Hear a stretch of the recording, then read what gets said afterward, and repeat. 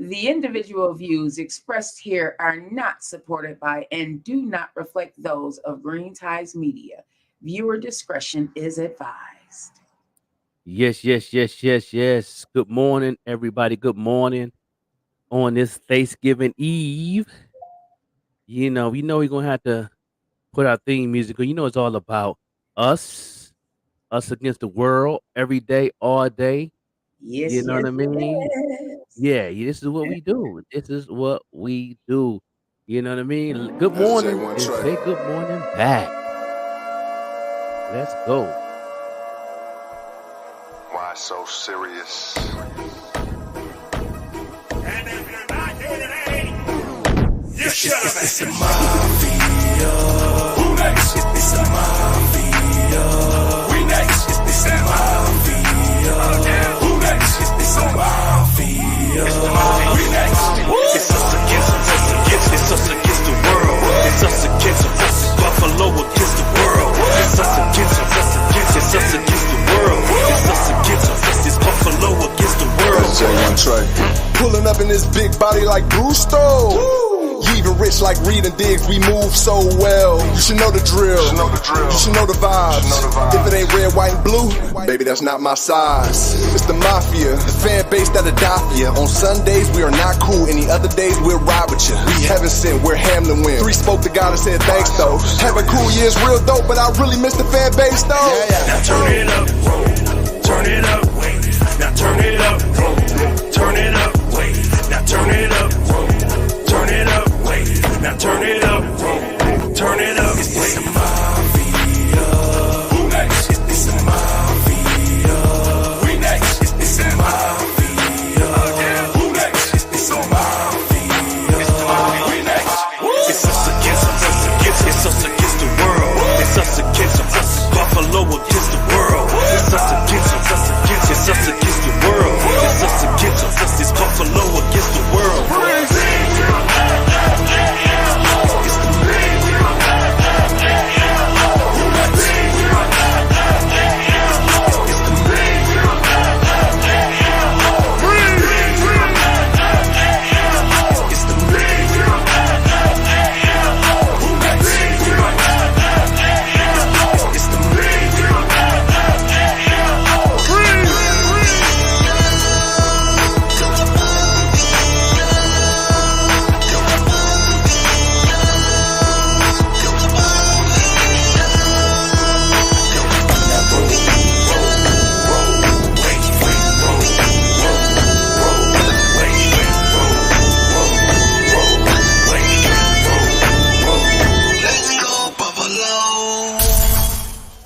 Yeah, buddy. Yeah. On this Thanksgiving Eve, Yes. in this Thanksgiving Eve morning, right here, it's gonna be an awesome week. And because really this is really it's really our Friday, really. Yeah. It's just we still gotta work. True that. Not tonight, though. Not tonight. Not tonight. Yeah, that's okay. That's okay. Yeah, good morning, y'all. Right here on the Thanksgiving Eve, your boy, the Joker, the Overlook MC, your host, and the other host right there is the Queen Vet Green. How you feeling this morning? I'm feeling wonderful. Traveling mercies to everyone out there getting ready to go visit their family who may be traveling via airplane, car, train, bus, whatever it is. Traveling mercies, everybody. Just looking forward to tomorrow. Woke up this morning and was like, dang, like Thanksgiving is literally tomorrow. Yes, tomorrow it's on the popping tomorrow. It's gonna be jumping tomorrow morning. Those who is definitely gonna be tuned in tomorrow morning. It's gonna be an amazing Thanksgiving morning show. We're gonna be at 8 a.m. 8 a.m. We're not gonna be at 7 a.m. We're gonna be at 8 a.m. tomorrow, 8 to 11. Yes, that's right. That's right. Gotta go catch me in my mama's kitchen, cooking it up with her, or she go be giving out orders while we in her kitchen. Yeah. And we're gonna play a lot of music videos tomorrow, a lot of MP3 music, top 5 music videos of the year since we've been doing the morning show. And then we're going to do some 2 premiere music videos that we're gonna be playing tomorrow morning. The Mark Lee music video we're gonna premiere tomorrow.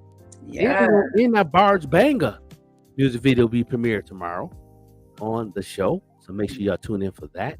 Yeah. You know what I mean? And we're gonna be playing some Christmas music and some Christmas music video by Deja, the amazing R&B pop singer from the Fuji Islands. You know, I definitely wanted to get her on the show. I talked to her manager the other day. We're gonna get her on the show, you know, before the end of the year ends. So we're gonna definitely do that. You know what I mean? And do what it do. And she got a new single out too that I got to get. Well, I got that's in my email. I haven't opened it yet, but and also the new music video. So hopefully I can get that in there and play. You know, she can be playing a lot of her videos tomorrow. But she has a full-fledged Christmas album for the past 2 Christmas, and it does well every Christmas. And so we can play her music video tomorrow also. And we're gonna enjoy the holidays and have a good time. Definitely looking forward to that. And for those artists out there who have any type of holiday music, send it over to us. You can send it over to me. I love listening to music. Hey, Mark Lee, looking forward to listening to your new track tomorrow on the show. You can send it over to me as well at vetgreen76@gmail.com. I love going down that rabbit hole, listening to music. Once I hear one track, I'm looking for everything else that you have ever put out there. So if you have some music out there that you would like us to listen to, that's what I do early in the morning. I'm listening to music late at night. Throughout my day, I'm listening to music. Hey, New York Bronx, good morning, Grand Rising, everyone. Grand Rising. We definitely. It's gonna be definitely an amazing Thanksgiving morning. It's gonna be an amazing morning today.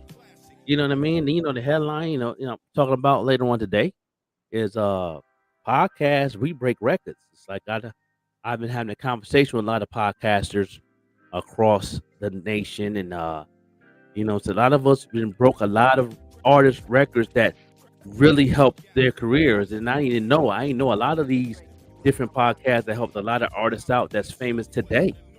That has a podcast that helped people's careers, and you know, and I'm noticed in that conversation that is more podcasts broke more artists these past 3 years than radio. So we can get in that conversation later on today in the show. And that's gonna be awesome. Saying that radio is dying, but we're bringing back that video views that we used to love and anticipate. Go to my grandmother's house because a new video will be dropping. Instead of MTV BET is Green Ties Media. So send your videos in, send your MP3s in. We want to support you as you support you. And the best way to do that is to collaborate. And collaboration looks like this. We're playing your music videos. I forgot the garbage people are outside, y'all. I'm going to go on mute for a moment. We can't even hear it. Good. It's compressed. I've been hearing it. But definitely. We definitely, the only thing we want y'all to do is support and share the podcast. You know, that's the thing that we was talking about too with all of my podcasts. We get together in a little Zoom, little conversation. You know what I mean? We sip a little tea, drink a little coffee, just have a conversation, meet with my fellow folks and stuff, you know, when I'm doing my designing or whatever, doing my little prep work. And they said that you know, a lot of artists, and it could be all about you, but no, it's not all about you. Work together, be part of the movement, be part of the team if you played on the platform. You know what I mean? We represent you, and and we're also branding you out. So let people know where you can play that. Yeah, that's let people know. Let people know. I was played on so and so podcast. I was played on this internet radio station. I played, you know what I mean, and do a flyer summit of everything you have done throughout the year, every year, and let people know, and tag everybody that you been on a platform at the end of the year, so people can know your catalog. So you never know who's watching. You never know. You may have an opportunity for a movie role. You may have an opportunity for a soundtrack or placement somewhere. Do that every year. Like, this is the time to put together all the things you've done this whole year. Post it up, put it on a digital flyer, post it up and tag everybody that's on that flyer on that platform. You'd be surprised. People like, I didn't know He was on, Green Tides Media Jump Off. You know, I know he was on the morning show. I didn't know he was on Chuck T Review Show. I didn't know he was on Ugly Money Show. I didn't know, you know what I mean? Because people that's following you might not see everything. Yeah, so remember one of the artists, Cass, Chevy Gang Cass, one of the artists that I interviewed about a year ago.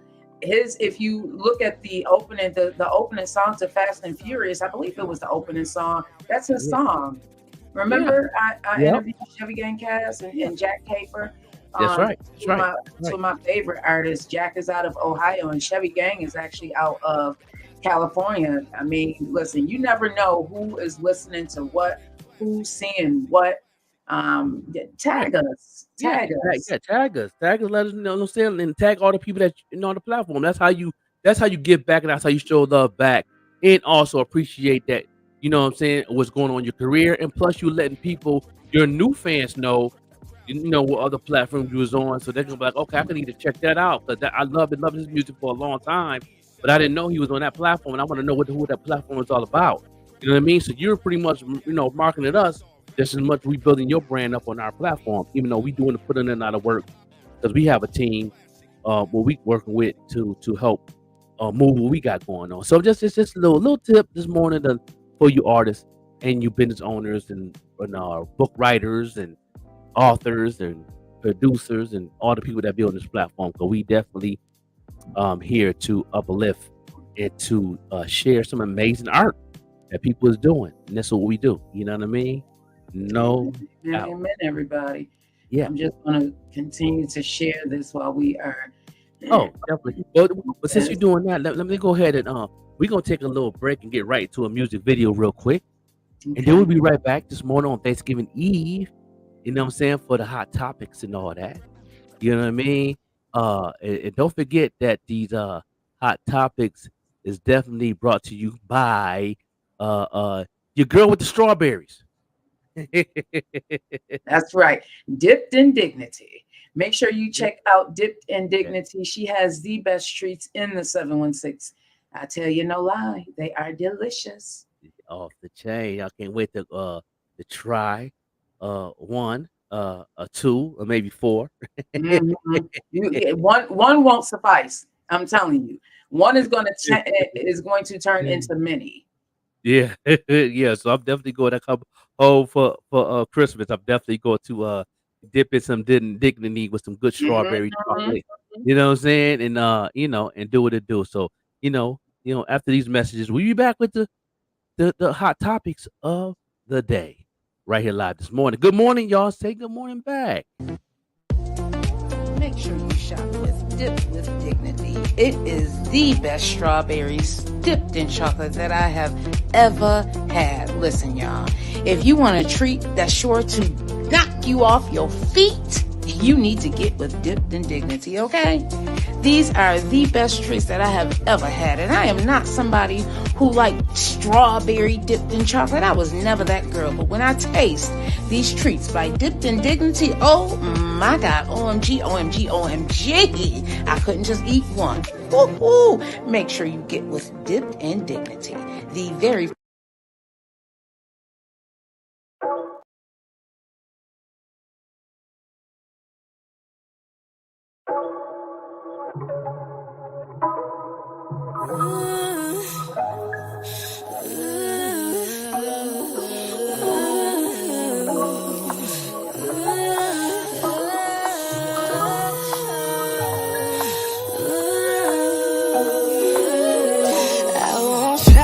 big frame picture. Someone that's gonna help me do the dishes. Chocolate's best with a bouquet. Someone that's gonna love me on my worst day. I want a healthy communication.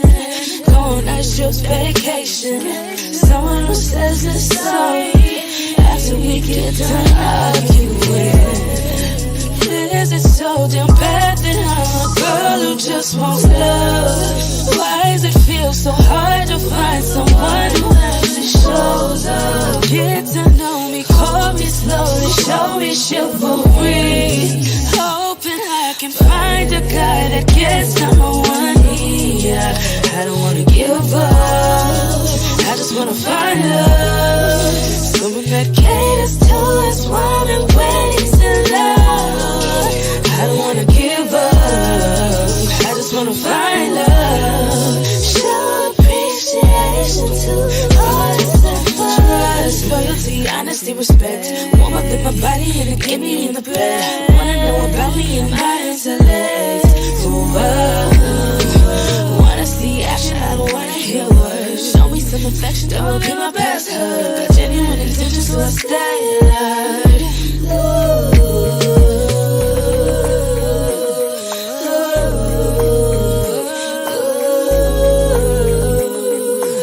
I don't wanna give up on love.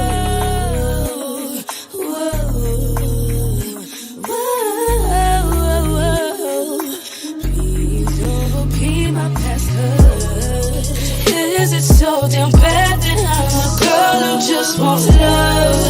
Why does it feel so hard to find someone who actually shows up? Get to know me, call me slowly, show me chivalry.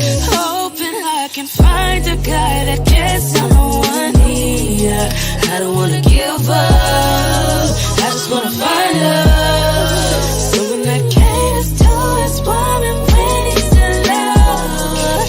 I don't wanna give up, I just wanna find love.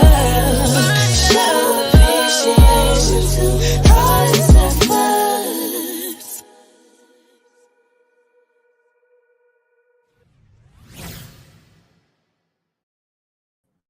Oh yeah.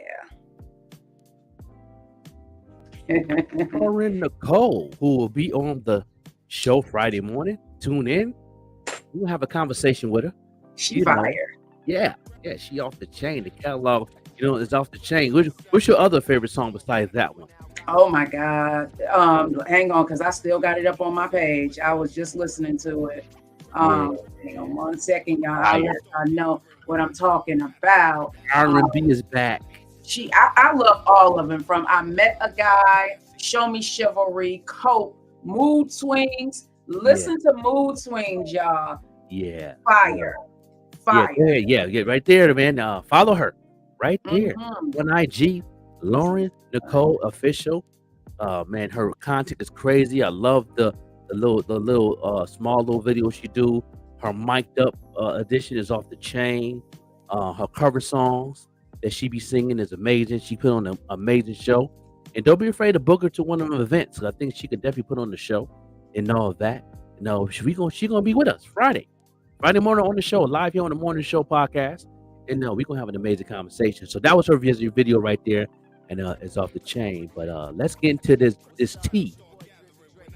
Let's get into So this. what is going on in this world, everybody? Well, a lot of people are traveling. That's why I said traveling mercies to everyone. Today is going to be one of the busiest days of the year to travel.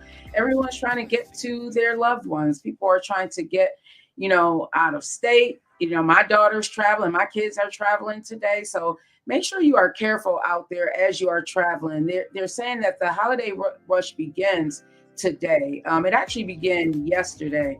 And there are some busy times. So let me just go through some of the busy times that people are saying. And this is according to AAA, everybody. Right, Kat? Hey, Grand Rising, beautiful. Grand Rising. Good morning. Right? So they're saying more than 55 million people are taken to the roads and the skies, according to AAA. And keep in mind, there's a strong storm warning, because we thought that we were going to get some lake effect snow. I was telling my kids, okay, hey, Jason from the Caminero Effect. I started watching the episode he did with Jay, did not finish it. But they're saying... I've seen that pop up on my feeds. I got to check that out. Yeah, I started watching. I got to finish that. But this is amidst the thunderstorms, the lake effect snow warning that we're supposed to be getting. So everybody, please, please, please be careful as you are traveling out there. I know we all want to be with our family and our loved ones, but we know what happened last year when we were trying to travel, especially during Christmas time. Oh yeah, it was rough. Hey, Melinda, remember that? Yeah, it was rough. I was in Albuquerque then. It was rough out there shopping, getting around, the malls, and they had a lot of festivals in Albuquerque too. So the festivals was packed. A lot Yeah. of the festivals and the flea markets and stuff like that. It was brutal to park. It was like people were really outside. People from Texas come over to New Mexico, stay in New Mexico to shop because of the tax difference. You know what I Really? mean? Yeah, because the state of Texas taxes is outrageous, so they come to New Mexico to shop. It saved 3 pennies on taxes. I didn't know that. Yeah. So it was brutal. It was brutal. That's like people from Canada used to come. I remember prior to COVID, this is pre-COVID, everyone. Yeah. It was nothing to see Canadian license plates in the gallery at the Galleria Mall, at the Main Place Mall. Yep. Yeah. Back in the day, it was definitely different than now. Because back in the day, we didn't have internet, so nobody was shopping online. So everybody was outside. I remember those days when that Route 5 was backed up all the way until the Indian reservation. Facts, bro.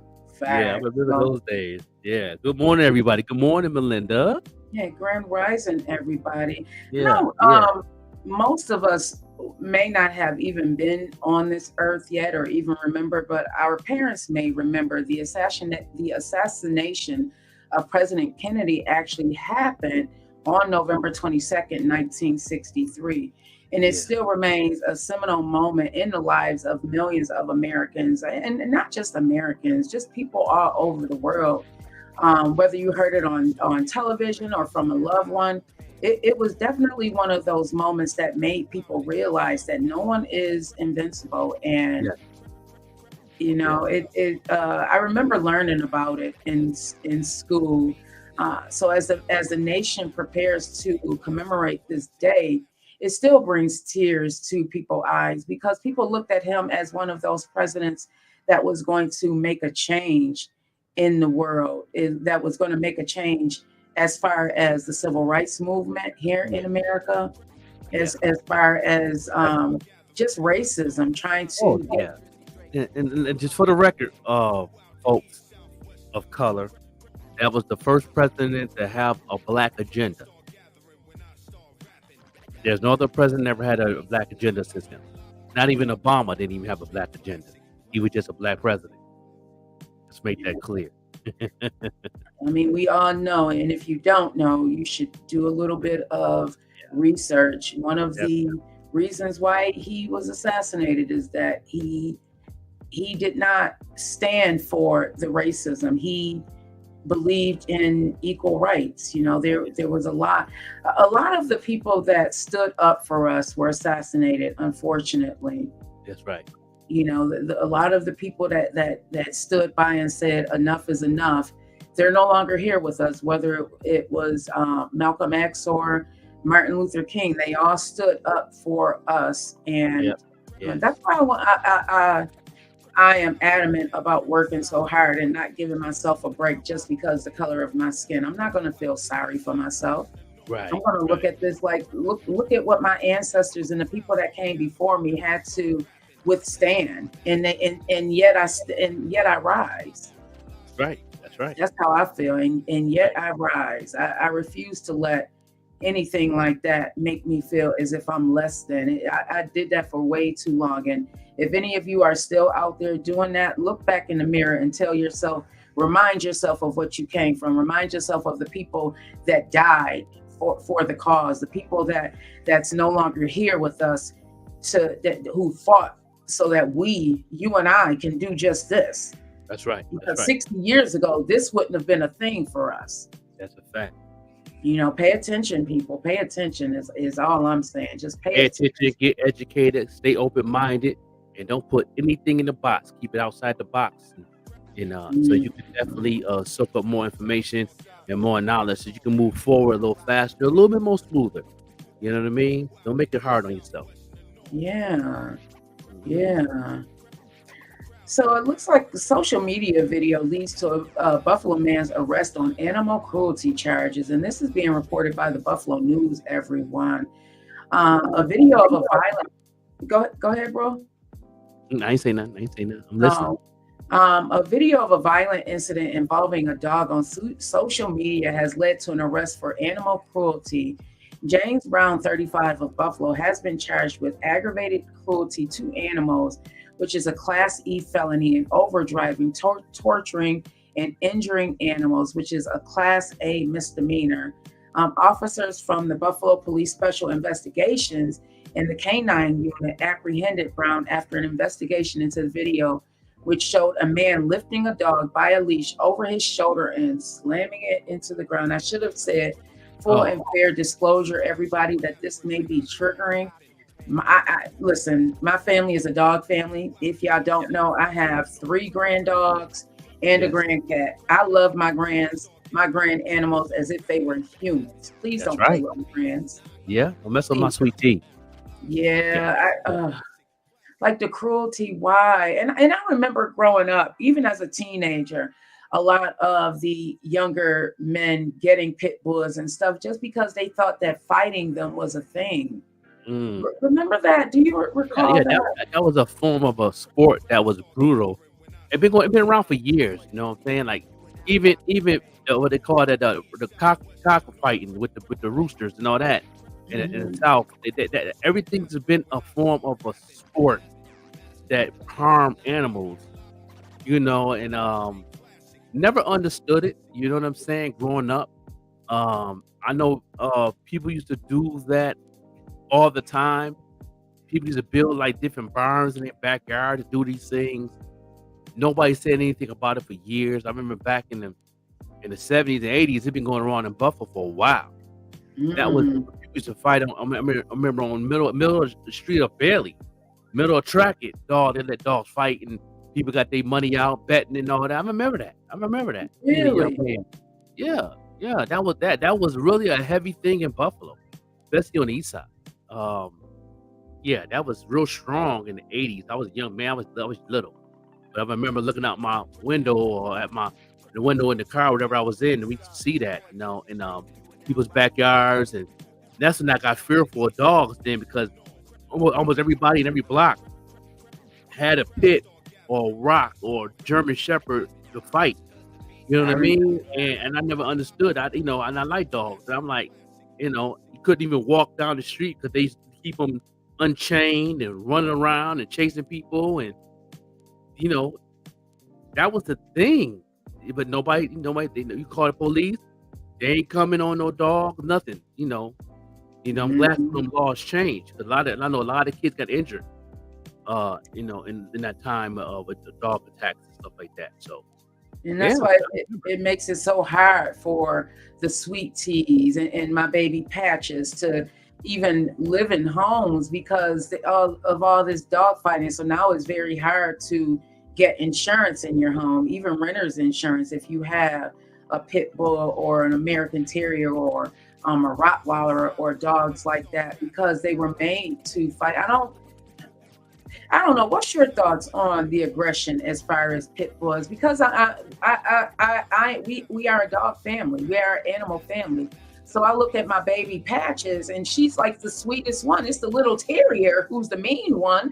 My baby is not mean. My Patches is the sweetest little thing. She thinks she's 10 pounds. All she wants to do is be loved on. The one thing about pits, they always want to have that security tent meanness in them, but that don't mean raise them to keep that tent meanness open. You know what I mean? It's how you raise them pits. Because every pit that I've had, or any pit that my father had, they were sweet dogs. Yeah.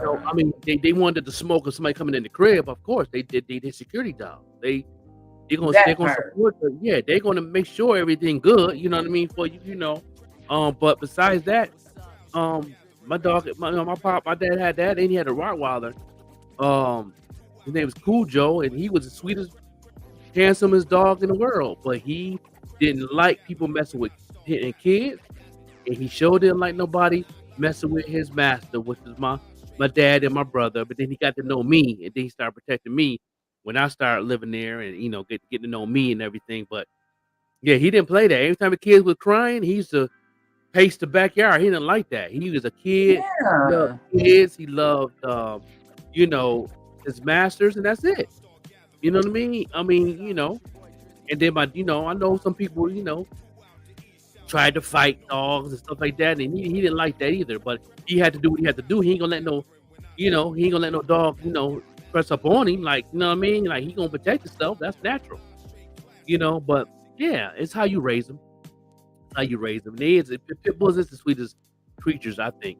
That's my thoughts too. What some of you that are out there watching and listening right now, what has been your experience if you've ever owned a pit bull or any type of animal like that? Because it's been my experience that they are so sweet. I look at Pano as the one, like my little terrier poodle grandbaby. She's the one that's gonna get it started. She's the pop off queen. She's the one. Don't you dare come near me. Don't you dare come near the car.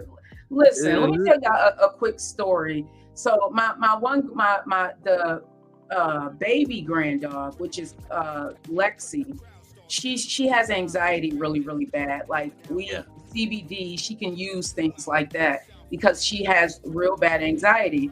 So when we were in Chicago, I had took her to, there's a Delta Sonic in Chicago. I took her to the Delta Sonic in Chicago. My poor baby was so scared. She went up under the seat. And because she was scared, now Pano thinks she's the protector of everybody. So now Pano wants to pop off. So now every time we go to Delta Sonic, it does not matter if Lexi is in the car or not, Pano is popping off because she thinks that she's protecting Lexi. So when I tell y'all this, the big one is not the issue, it's the little one. Okay. Little one, gangstified. Listen, gangstified. Bro, she's so gangster. I have to tell her, you do know that you only about 15 pounds, right? And that's because you overweight. Right. You do know that you look your little thing. Because you wow. Bless her heart. I just think that she I cannot wait till she get here today. I'm gonna love all on her, y'all. I cannot wait. So moving on, and this is actually being reported by Power 93.7 WBOK. Would you be surprised to hear that the city of Buffalo and its police departments have more than 100 cameras around? They have more than 100 devices that are mounted on police cars or fixed on poles that can scan your license plate as you're passing by. That's right. Technology, baby. They is outside. Technology is crazy right now. They outside. They know everything that's going on. It's very rarely you can get away with a lot of things. They definitely recording everything. You definitely being watched. You know what I mean? That's the form of that mark of that beast, Revelations. You know, but they get in that book. Yeah, you know what I'm saying? The open eye, the one eye. They call it the one eye web. You know what I mean? The one eye web represents the camera and the web part of the Bible talking about the internet. So they gonna always see what you got going on. Yes, they know everything. You can't get away with nothing. Everything. Yeah. They're saying when the data is collected by these readers, it is stored in a computer system that is run by the Buffalo Police Department. It is part of the Freedom of Information law requested. Let me back up. They were doing an investigative research, and they were able to obtain this information by the Freedom of Information law. You can use in that law, you can request any public information, and they have a certain number of days to get that to you. So right now, downtown has 7 cameras. North Buffalo has 18 cameras. South Buffalo has 7 cameras. The Lower West Side has 13 cameras. And guess how many the East Side has? Oh, East Side got about 50. 59, bro. 59. Yeah, because the activity out there. But my thing is this. I remember, I went to go visit when my son was, my grandson was a little younger. When I visited on his birthday, we was up on the East Side, off of Genesee area. You know what I mean? And that area right there is it's definitely have a different type of feeling. It don't, you know what I mean? It's really a ghost type. It's really spooky. It's Mhm. really a lot of demons out there, man. And wonder people walking around looking crazy. Because when I first came back to Buffalo, I was in North Buffalo. My sister and her ex-husband, they was married at the time, but they ain't together now. But they owned a house on Hurdle, and being in that, knowing that market, that type of town, I was adapting to that. But I haven't been in my hood in a while because at that time I'm not a street cat no more. Straight like that. I'm not on the block no more like that. But when you go out there, it's a different type of energy that just don't make sense to me. It don't hit my spirit right. Like, and I mean, like, and I talk to my daughter, like, you caught up in this demon possessed area, and people get stuck. That's really that whole side of town is a trap house. Ooh, Literally. that's a hell of a way to put it, bro. But that is so deep. Yeah, it's just a trap house. The whole area it is. Once you there and you live there, you stuck. You can't get. It's hard to get out of that because there's no support system there. Everybody's there for self. You know what I mean? There's no. You know what I mean? It's just a different vibe of the energy that just don't make sense with my spirit, because I'm always. Don't get me wrong. You've been in one hood. You've been in all of them. I've been in Anderson, South Carolina in the hood. I've been in Florida in the hood. I've been in North Carolina in the hood. They all the same to me. But east side of Buffalo is just different. And when you hear those lyrics from Conway and from Westside Gunn and Benny, they describe it like that. They said you I think they be saying that because it's a metaphor or it's a rhyme. No, that's some real stuff. When Conway say it's getting spooky in here, that's literally when you on the east side, it's spooky. It really is. It in some areas, you know what always get me down? That Broadway area. Yeah, see, that's another area. See, It gets me so down because you see people just walking around, not even living. They're just they ain't even surviving. Yeah, it's not It's surviving. like they give up. They doing the flag a long time ago. Mhm. And it's so sad. And that's where my father's side of the family grew up at. I remember that place. I remember Broadway in the 80s, in the 90s was pumping. Every business was open. There was no abandoned buildings. There was everything. It was always something to do. You can go anywhere out anywhere. You didn't have to go far to go shopping. You didn't have to go far to get anything you needed. You can get your phone paid. You can get food. You can get whatever you want to get. You know what I'm saying? You want to get the liquor. Everything was right there, and you had to go. No, you ain't had to go to the mall. You had like 7 to 8 different types of clothing stores over there that had just as much things there as they had in the mall. You didn't have to go to Galleria. You could go down Broadway and shop all day long. Your whole school clothes right there. I remember going to the Central Park Plaza. The Central Park Plaza was the place to go. Hey, Sean Johnson, thank you so much for tapping in. Virus Banga said they're just existing. I said, yeah, existing is correct. I feel like they're also taking up space. One of the things that scares me that I heard Martin Luther King say, Les Brown say, I feel like Napoleon Hill also said it, that how do you want your life to, what do you want to leave as far as your legacy? And we're not talking about riches. We're just talking about what you left or what you gave to this world. What would you like to be? So many of us are just takers. And I feel like you are a taker until you begin that process of healing. And unless you're just born like that, a natural giver. Some of us are born like that. It's just natural in us. But some of us have to heal in order to not be that. So many of us are just taken from this world. And that's what I see a lot when people are walking up and down Broadway. They're just taken from this world. They aren't even trying to get themselves back together or not even get into a space where they can fix themselves, because it's possible. I was talking to someone last night and I said, I'm at a point where I'm not giving myself any excuses. Yeah, right. I'm not. It's either you're going to do this thing or you're not. It comes a time where we have to stop looking for handouts. We have to stop asking people to That think part. of us. You gotta say that part again. Man, sit right. Stop looking for handouts.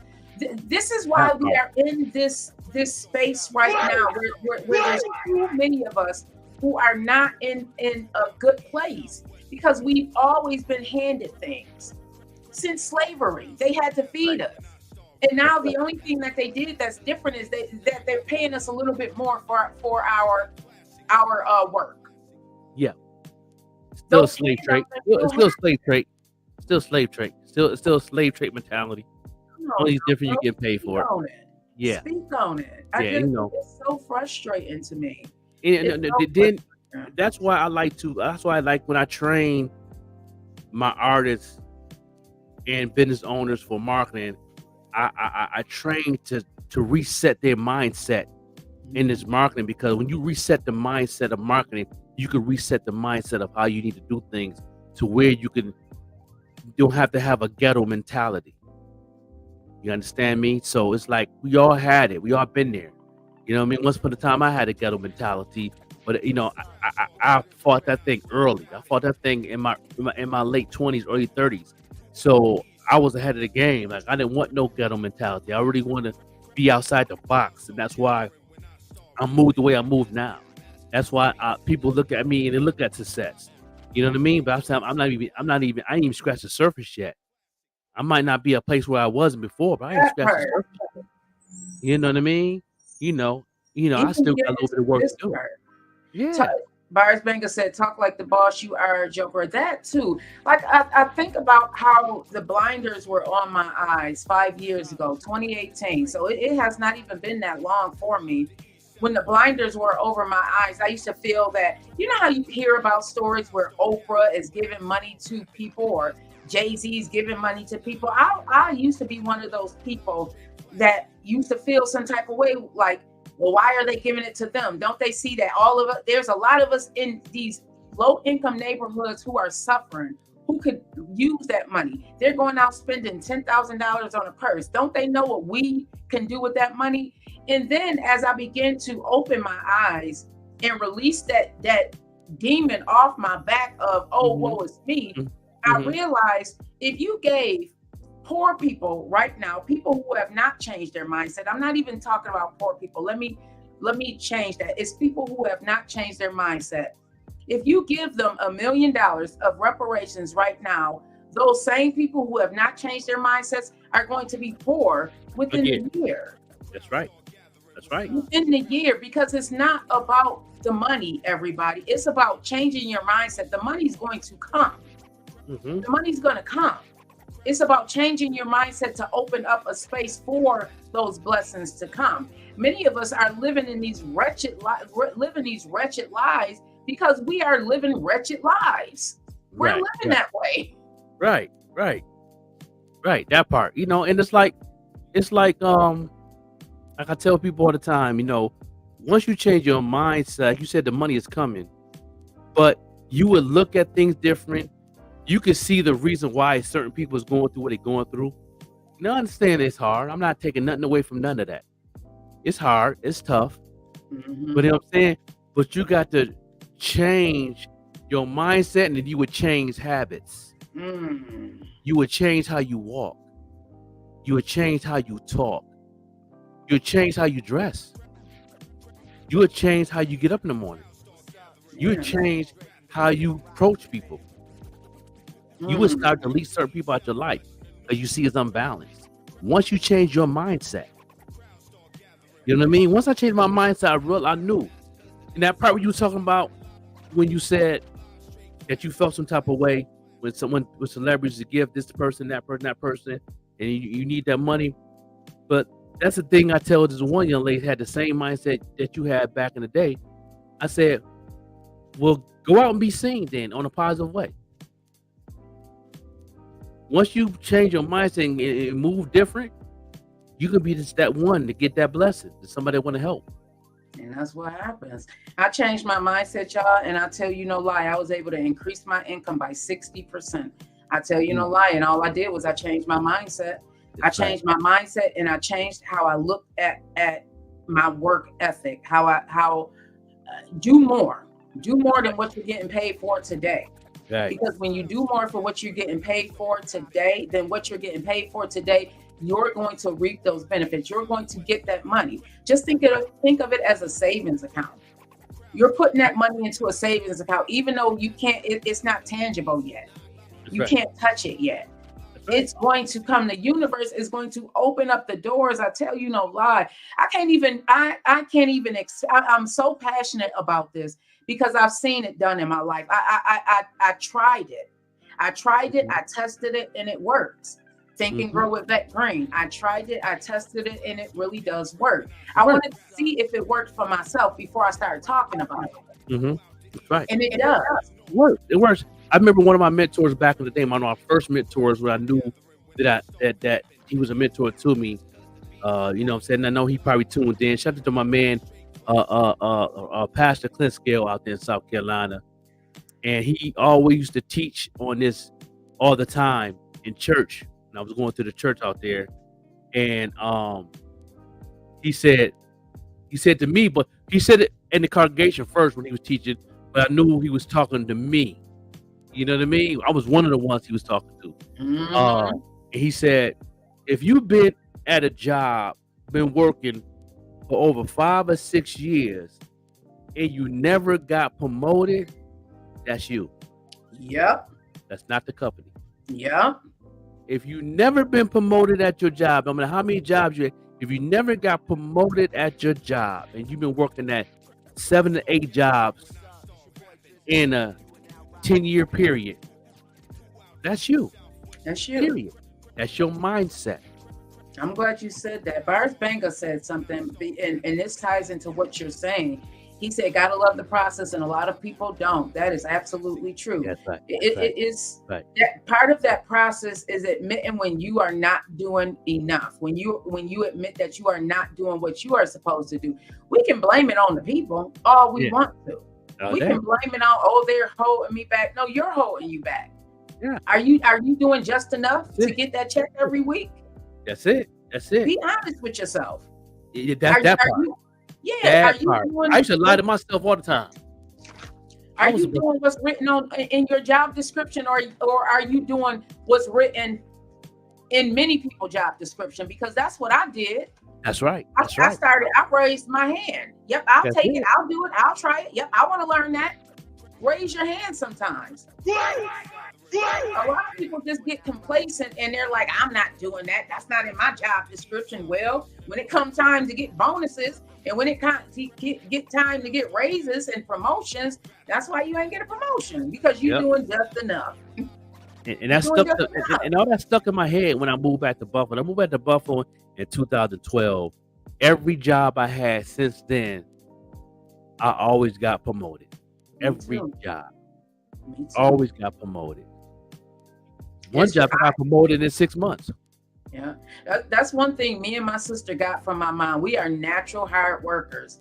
We naturally just, it's my personality, y'all. And I'm not saying this to brag. It's my personality. I am going to go above and beyond.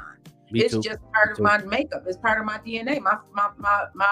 My father. It's just what I've seen done. So it's what I do. So I'm a very fast learner, especially if it's something that I'm interested in. Bam, good morning, Bam. I appreciate you, bro. Yeah, hey, Bam Fam. I'm sorry. I love saying Grand Rising because you are one of our faithful listeners. Yeah. We are talking about people being in that, woe is me, and not loving the process, not enjoying the process. They want things handed to them. So many people out there want things handed to them.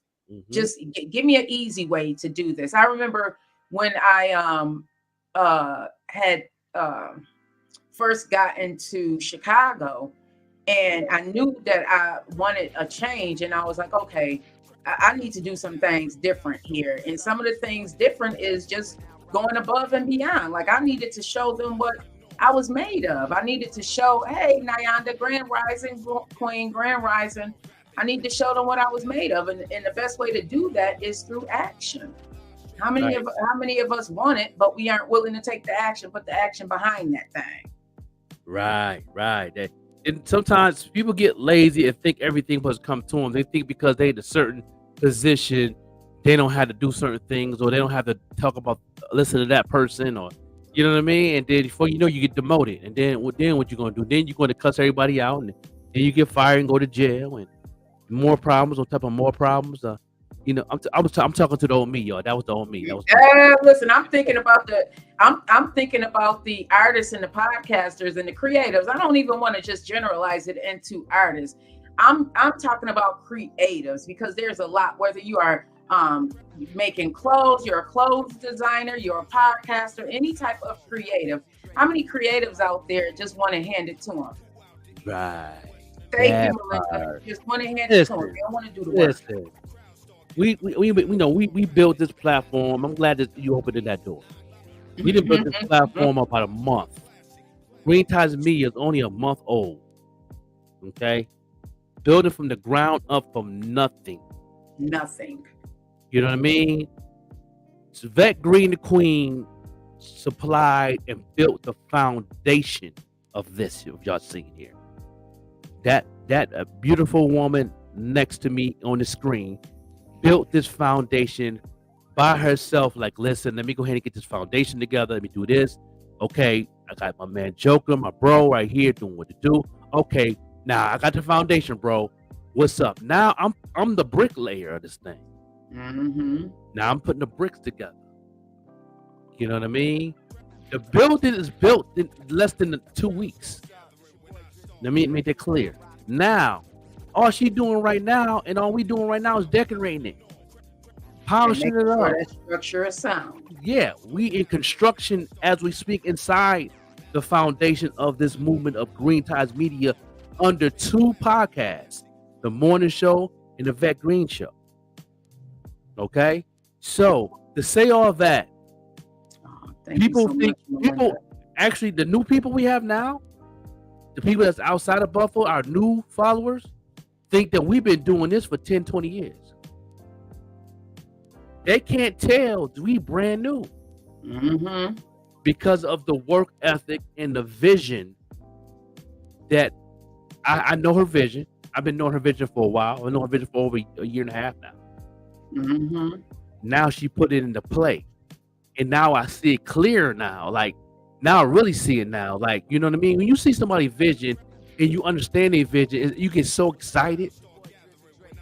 You know what I mean? But I'm patient too. I know this not gonna be overnight, but the way we working seems like it's overnight right now. Because it's coming. We are definitely seeing it, and I think that too. When you have a team, or you are putting together a team, you want to make sure that the team understands the I don't. It's understand, because it really is an inner.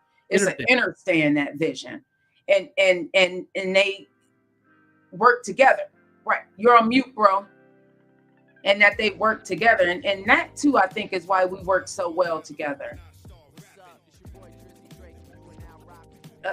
Can you hear me?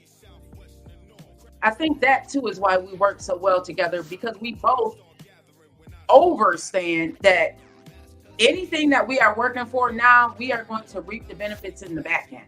We understand that, and that's what I love about it, because we get that. And yes, we are working, yes, and networking is key, everybody. Networking is definitely key in this thing. You want to get a team around you and be able to network that thing. Like my sis Nyanda, we met like 2 years ago on another podcast, and I invited her to be a part of the Vet Green Show, and sis said yes.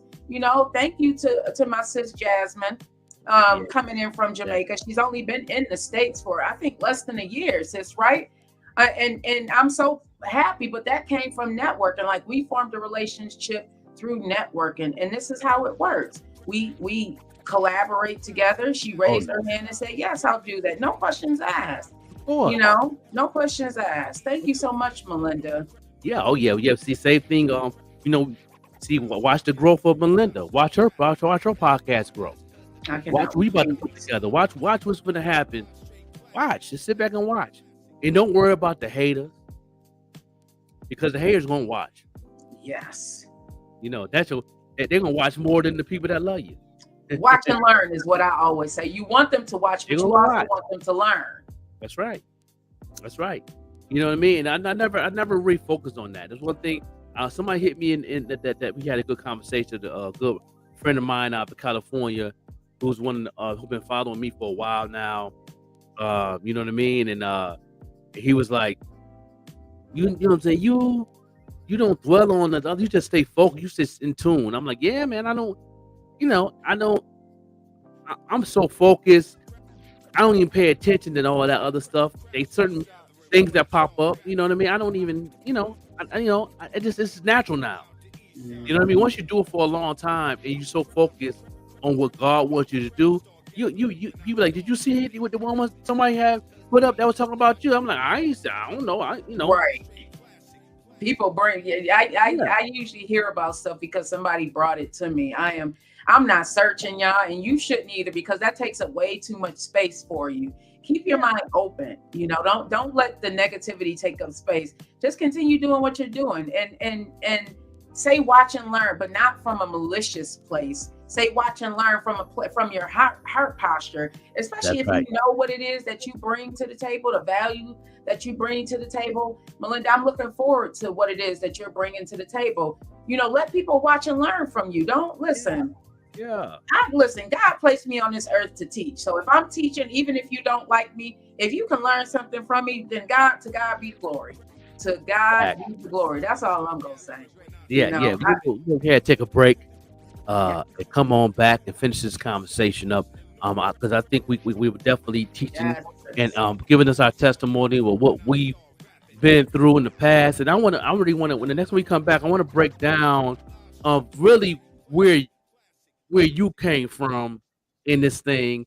Let people know where you came from in the beginning of you start doing podcasts and radio, and really give people that in-depth information of what the battle was and what made you want to go to the next level. I think people need to hear that story, because I know a lot of people is coming out with podcasts. I know I get a lot of DMs on a lot of people that want a podcast and asking questions, but they need to know like your story.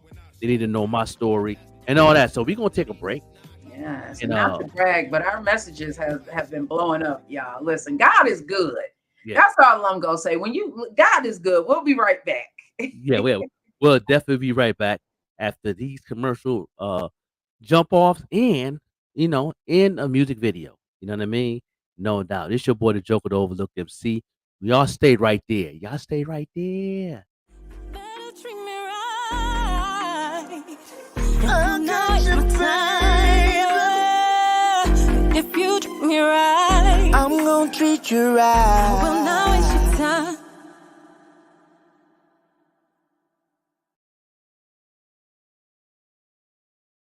This is why you're a broke musician. Everyone's always so mad. They're saying the music business doesn't want us to succeed. Well, right now, this is the best time to be an artist, but you are not making the best decisions. See, most musicians are sending to Spotify, Apple Music, Tidal, which all pay a fraction of a penny when people listen to their music. Is that worth it? Imagine if you looked into the newspaper and it said, there's a job offer. We pay you fractions of a penny. Would anybody be excited for that? No. The problem is most artists don't have any offers. They just send people to Spotify. That's their offer. My offer is I could get paid a fraction of a penny. They haven't set up a page that shows how much that they charge for a show. They don't have their website, and they're not driving traffic to their website where people can actually buy their albums. They don't have any membership platforms where people can now subscribe to them for $5 a month. There's no way for anybody to spend more money with them, even if they wanted to. So for you as an artist, what you do with this information is first, you need to start off by creating offers. Perform at someone's birthday party. What does that cost? Put it on your website. What does an album cost? Put it on your website. How much does a custom song cost? Put it on your website. You have to have other options for people to buy something from you than to just go to Spotify and pay you a fraction of a penny.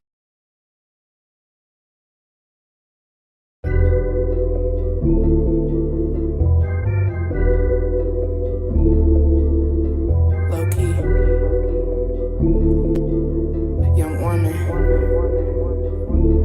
Hey. I made exceptions for that thing. I changed directions for that thing. I learned some lessons on that thing, but I won't be stressing on that thing. I fought my sleep for that thing, took the fuzz off my peach for that thing. I've had to sneak for that thing, but I won't be weak for that thing. I made a playlist for that thing. I said you the greatest for that thing. I done got naked for that thing, bent it over and shake it for that thing. I stayed up all night for that thing. I left on the lights for that thing. I gotten selfish and I gotten jealous, but I won't be fighting for that thing. Fuck is you doing? What am I doing? Fuck is you doing?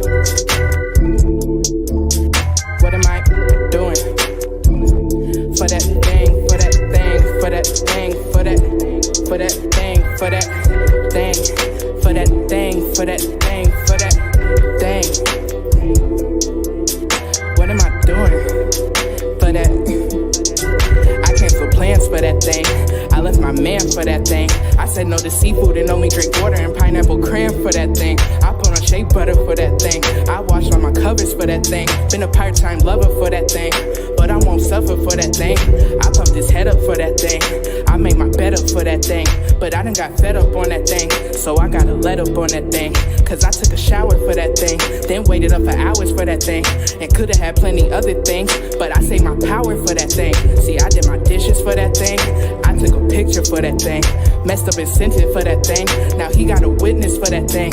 I done got caught up for that thing. Ignore how I was brought up for that thing. Hit the liquor store and bought up for that thing, but I won't get my heart up for that thing. Fuck is you doing? What am I doing? Yeah, yeah. Fuck is you doing? And what am I doing? For that thing, for that thing, for that thing, for that, for that thing, for that thing, for that thing, for that thing, for that thing. What am I doing for that? I posted a thirst trap for that thing. I written some verses for that thing. I signed it in cursive for that thing, but lately it ain't worth it for that thing. I can't lose focus for that thing. Rather do my own shit than that thing. I started ghosting all them things, and now I can finally see a change.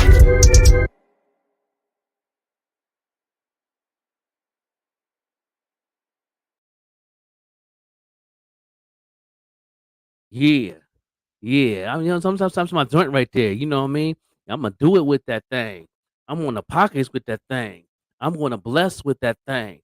I'm gonna test with that thing. I'm gonna rise on that thing. I'm gonna do the damn thing. We're gonna do the damn thing. You know what I'm saying? That's the joint right there. Low key. What's going on, low key?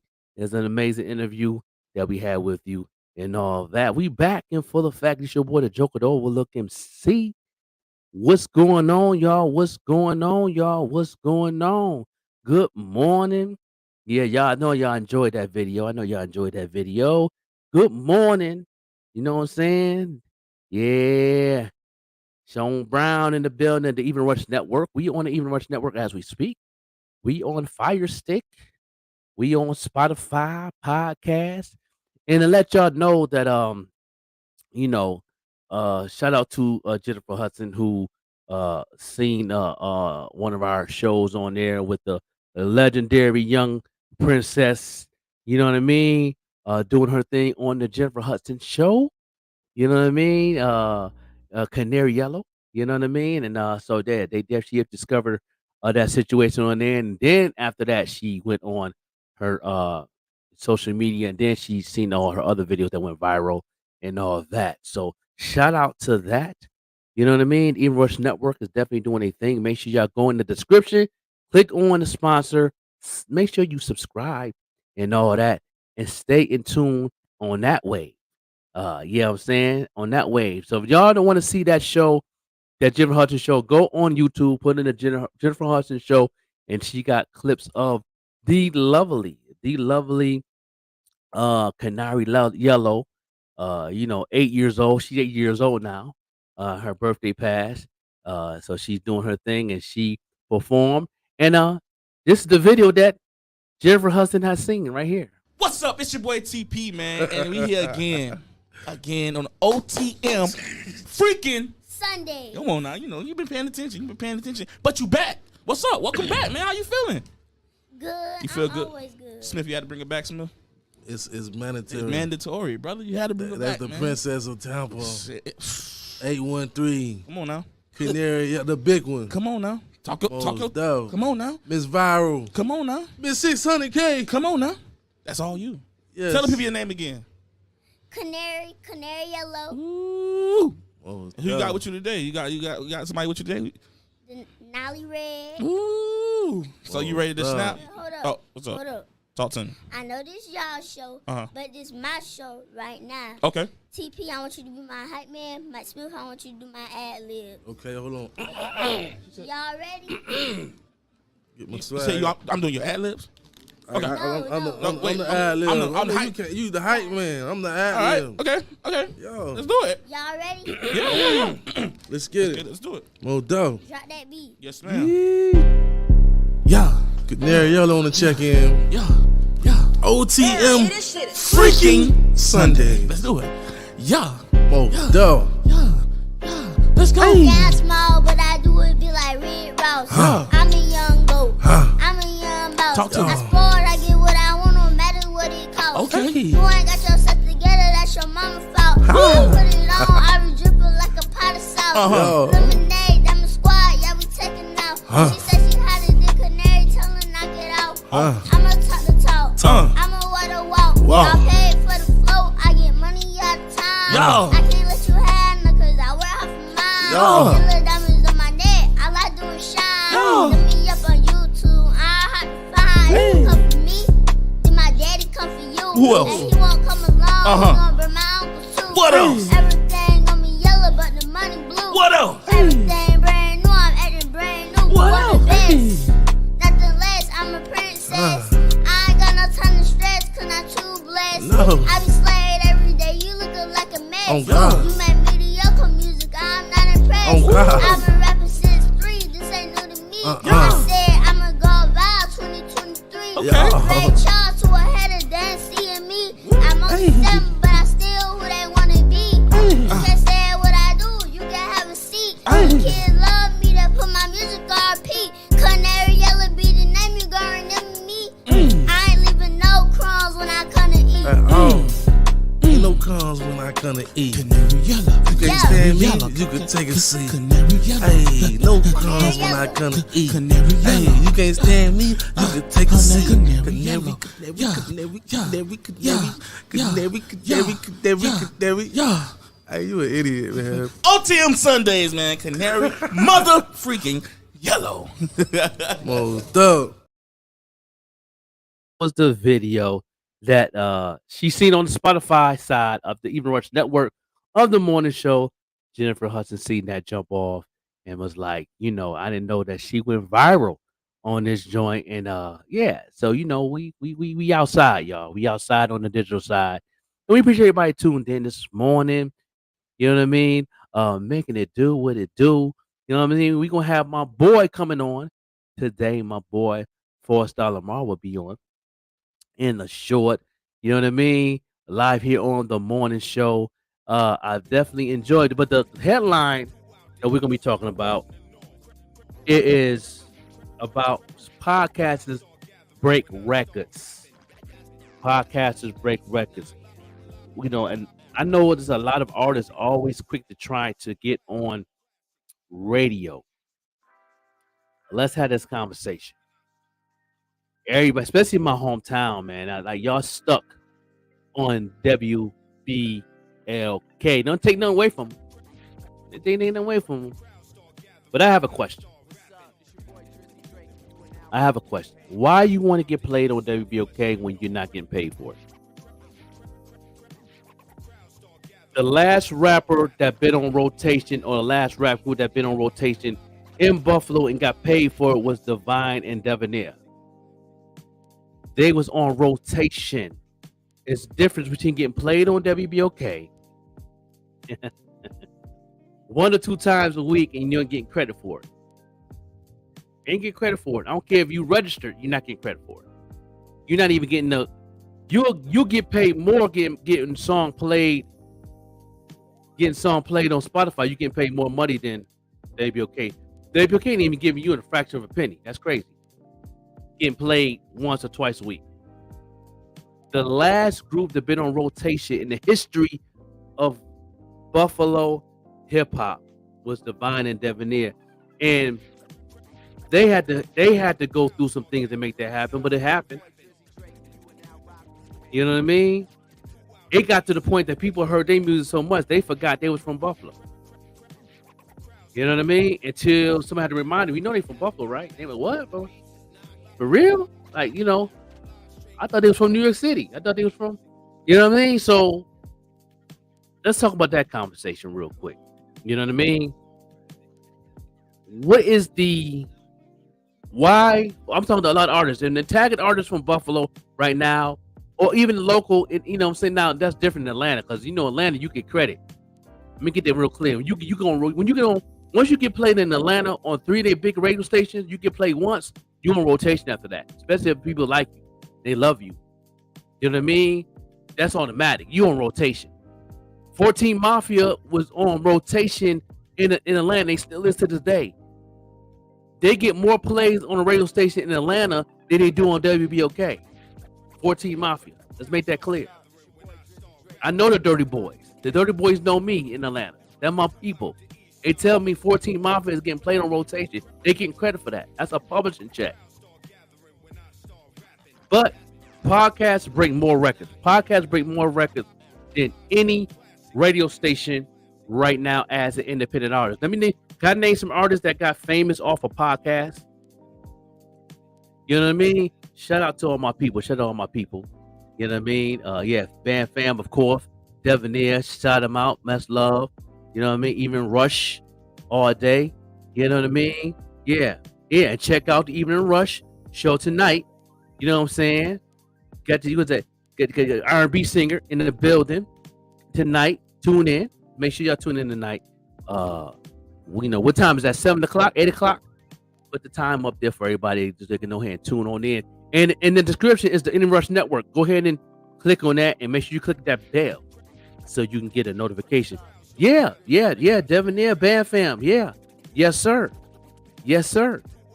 He definitely was on rotation. Now, on these podcasts, I'm gonna name some artists that got famous off of being on podcasts. You know what I'm saying? Megan Thee Stallion got popping off a podcast. Gorilla got popping off a podcast. Scarlett got popping, you know what I mean, podcast. You know what I mean? I can name some more. You know what I'm saying? Tory Lanez got popping off a podcast. You know what I mean? Kodak Black got popping off a podcast and SoundCloud. You know what I mean? So, you know, you'll get more credit on a podcast than you do on radio as an unsigned independent artist. So let me just say all this, the Queen, why do you think a lot of artists are still trying to get played on radio when you have a outlet program right in your backyard? It's been that way. Some people are afraid to get out of the box. Some people are afraid to go down their own path. They want to go down the same path that many people have taken. But what people don't realize is that the normal way we used to listen to and absorb our music has changed. You know, podcasting is the way now. That normal 93 point. If you, not to take anything away from 93.7, not at all. They're doing their thing. I appreciate what they're doing. I really do. I really appreciate they give the opportunity for artists to get a chance. But my question is, they're not, by my wisdom and my research, they're not getting paid for the publishing. Yeah. And not only that, how many of you out there are actually listening to 93.7? And if you are, how old are you? Yeah. What demographic are you trying to tackle? Because it's people like my age that's listening to 93.7. You have to look at the demographic that you're trying to attract as well. And again, not to take anything away from them, because they are the only station that for a very long time we can listen to our type of music on for a very long time. But that's changed. Yes. That's changed. The way social media is the way of the world. I was at a networking event, and I remember at this event, one of the people that I spoke to told me that now your business card is social media. Social media is your business card. That's right. How does that look? That shows the world who you are. That's the first thing I taught in marketing, is getting your social media to look professional. Yeah. I even taught you how to change some things around. I ain't had to polish much. You pretty much knew you was glam already, so you was already and it worked for you. It was awesome. And that's the thing I tell people. You gotta get people to take you serious off the jump. How many people that's on your feeds, or how many people you see in Buffalo on their Facebook page or their IG page that you can actually take serious, but on a customers level, not because you know them, but on a customer level, on a fan base level. You know what I mean? Go to a page of somebody's page that you know, that you love very well. You love their music, you're a fan. They go to their page and then take that out. Like you never knew them and look at their page. You be like, I can't take this artist serious. It's very frustrating. Some of the people who are trying to be artists here in the 716 is very, very frustrating, because I see the mistakes that they're making. I see that, you know what I think it is also, some people are too proud to do what they need to do on social media. I see that. Some people are just way too proud, and one of the challenges being in a small town is that you worry too much about what people are going to think. Mm-hmm.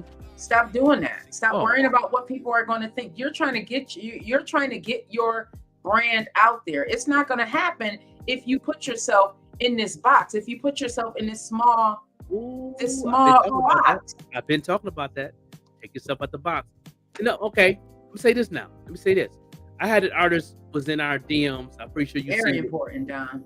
That was in our DMs, on our morning show DMs, and he was giving me stats. California rapper, giving me stats, the things that he's done, Spotify, all that. Okay, cool. That's good. You get a little bag. That's cool. But do you still use? That don't mean you know your audience. Can I book you in the show in California where you at and sell out a venue? You got fans in New York City. Okay, can I get a venue and your fans will come out? Do you know how to reach those fans? Do you have a conversation with the people? You know what I mean? Them the questions. You can have stats. One thing, let me tell you something. One thing about me, every stats that I bring to the table for me, I know I can sell out a venue. I done it. I done it in Albuquerque.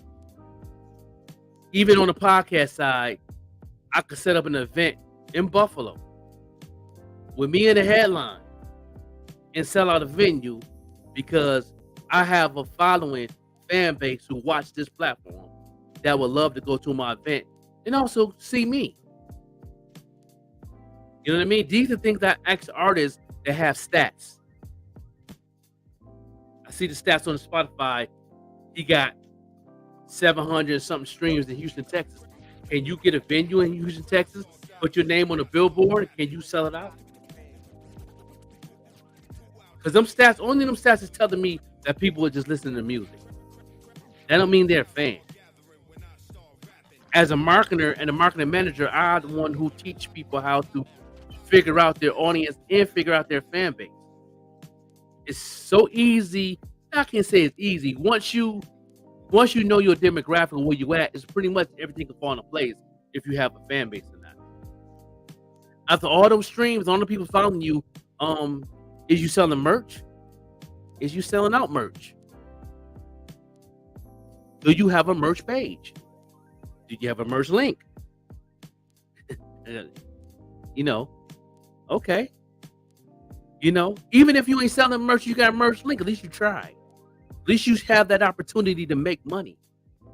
At least you have an opportunity to make it do what it do. These are things that I bring to the table. So to me to say this about podcasts is, podcast helps people sell merch, sell records, and get a fan base. Megan Thee Stallion got popping off a, podcast. Yeah. Let me go up to date. You know what I'm saying? Up and coming artists coming out of Buffalo right now is finna get popping in 2024. It's Fire and Ice got popping off a podcast. They've been on more podcasts than any artist in Buffalo, period. Hands down. 2024 is their year for Fire and Ice. Shout out to Dev, Rocka Flocka wife, mother. Mm-hmm. Yeah, shout out to her. They about to be popular. They're about to be popular. So those who people that they're trying to, and trying to down what we got going on, y'all need this platform, especially in Buffalo. We don't even market in Buffalo, but Buffalo people still keep talking. We don't even market in Buffalo. Am I lying? Not anymore. We don't. Yeah. We don't market in Buffalo. We ain't marketing Buffalo in a month. Yeah. It's all organic in Buffalo because you know what it is? We realize where our base is. Once you realize where your base is, and your I see Dev don't play. That's my homegirl. Followers I see Dev will give you a whooping in the studio. Don't play. I love her grind. I love her grind. She's somebody that I look up to as well. I love females who are bosses. I love that. Okay, I wanted to be. I remember one of the stats that I put up when I started going down this road to podcast, and I didn't even know I wanted to podcast. Everybody, I just wanted to heal, and I realized talking through my journey, talking through what I was going through, was a part of my healing process. So came the podcasting, and big shout out to Sean Brown, Don of the Evening Rush. With podcasting for me, it started because I auditioned to be on Barbershop and Mics, because prior to that I was podcasting, but I wasn't consistent with it, and you really have to be consistent in this thing. Right. So I ended up auditioning, and I got the spot with Barbershop and Mics with Bro Mike and my sis Nyanda, Jasmine, and it was great. Then I decided to take my own thing and get a producer, which was E Digga from Charm City Direct TV Network. Well, E Digga had some things going on, and thank God I was able to transition over to the Evening Rush. The Evening Rush is where I grew. Like, I really grew, and I really became Vet Green. This brand, Think and Grow with Vet Green, happened at the Evening Rush, But I had to get, one of the things that I love about having a producer is that you are consistent, and they keep you accountable, and you're paying for it. Right. You're paying for it, so you're really making an investment. So I invested in myself, and with me investing in myself at the Evening Rush, then thank God, as Napoleon Hill said, when you begin to invest in yourself, people are going to want to invest in you, and that's exactly what happened. I tell you no lie. Yeah. Someone came by and was like, I see what it is that you're doing, and I want to invest in you, and that's what happened. I had people coming asking me to invest in me because God, man, they saw what it is that I was doing, and I was serious about it, and they saw this dream, that I have. It did, bro. It opened my eyes to who I wanted to be, and thank God, Don was somebody that sat and listened to my dream. Like, I remember us being backstage, just talking about what it is that I wanted, this vision that I had, it hadn't even fully transpired. Like, I hadn't even seen the entire vision yet. Like, this is part of the vision, and this is not even the vision in its entirety. God's still working on us, and look at us collaborating together. Look at how this relationship. Now I'm a sister station for the Evening Rush, where one of the stations I started. Like, Don actually helped me launch this career. I started over at Charm City. It didn't last that long. Unfortunately, I get it. E Digga had to take care of some things, and Don, that same week, Don picked me right up. You still come over to the Evening Rush and see some of my shows, Think and Grow with Vet Green shows. Some of my earlier shows are still on the Evening Rush network. But talk for hours after the show, bro. I love those conversations. Yeah. You really want people like Don and Franklin to listen to your vision, because your team is going to help you grow, especially when your team is willing to help you make that vision a reality. Right. Right. Man, I love, like, I was there when Don started doing the Evening Rush entertainment and the radio, and seeing where it is that he's brought it now. It just makes me feel so good. But it's all about growth, y'all, and not giving up on yourself. And then he hired me doing marketing, and I'm marketing the whole company. He said, I don't want you to. He said, I don't want you to market me. I want you to market the company. I'm like, oh, that was a big pair of shoes to fill right there. But I did it. And I did. I'm still there up to this day. The radio side, marketing, the media side, record label side, management side, street team side. Now I'm a market manager for the tour, for the R&B tour. So it's like I'm filling in a lot of big shoes that I love to do. That's one thing I think I love to do this. You know what I mean? And because he mentor each other. He put me, he put me on game. You know what I mean? And then I put him on game. We built a foundation that is so solid right now, man. We'll never fall. We are learning with one another. We're learning something new every day. That's a part of being part of a management team, and that's the thing I try to tell artists. If you could figure out and build relationships and build a management team, and that's your homeboy that you grew up with, and he wanted to be a part of something, or he, put him to work. We'll see who your real friends are first before business. You know what I mean? And then you put them in business. Then you transition. Like, okay, now it's business. Now I think I know how to shut that friend off and get into business. And not all friends can be in business with you. That is because everybody's not going to understand your dream. It helps also when you are starting out in podcasting or whatever it is, that creative thing that you have going on. Please understand that the people that are closest to you may not understand what it is that you're trying to build. They may try and talk you out of it because they're scared of it, because they can't see that for themselves. So they are not going to be able to see it for you. So it helps to have a Franklin, a Don, a Jay. It helps to have people like that in your corner, so that because they're doing it, they're in the business. You want people to be in your corner that's in the business, because there's some things that you're going to encounter, especially I can speak to podcasting, especially in podcasting. I remember, Don, do you remember the first episode I did? It was with Unique, and I remember the numbers went crazy, and I was like, Don, wait a minute, what's going on? Because it scared me. It scared me because it blew up like it blew up so quickly. And the numbers, no doubt. Man, my numbers at the Evening Rush were crazy. I'm bragging now, okay? Because I did that thing.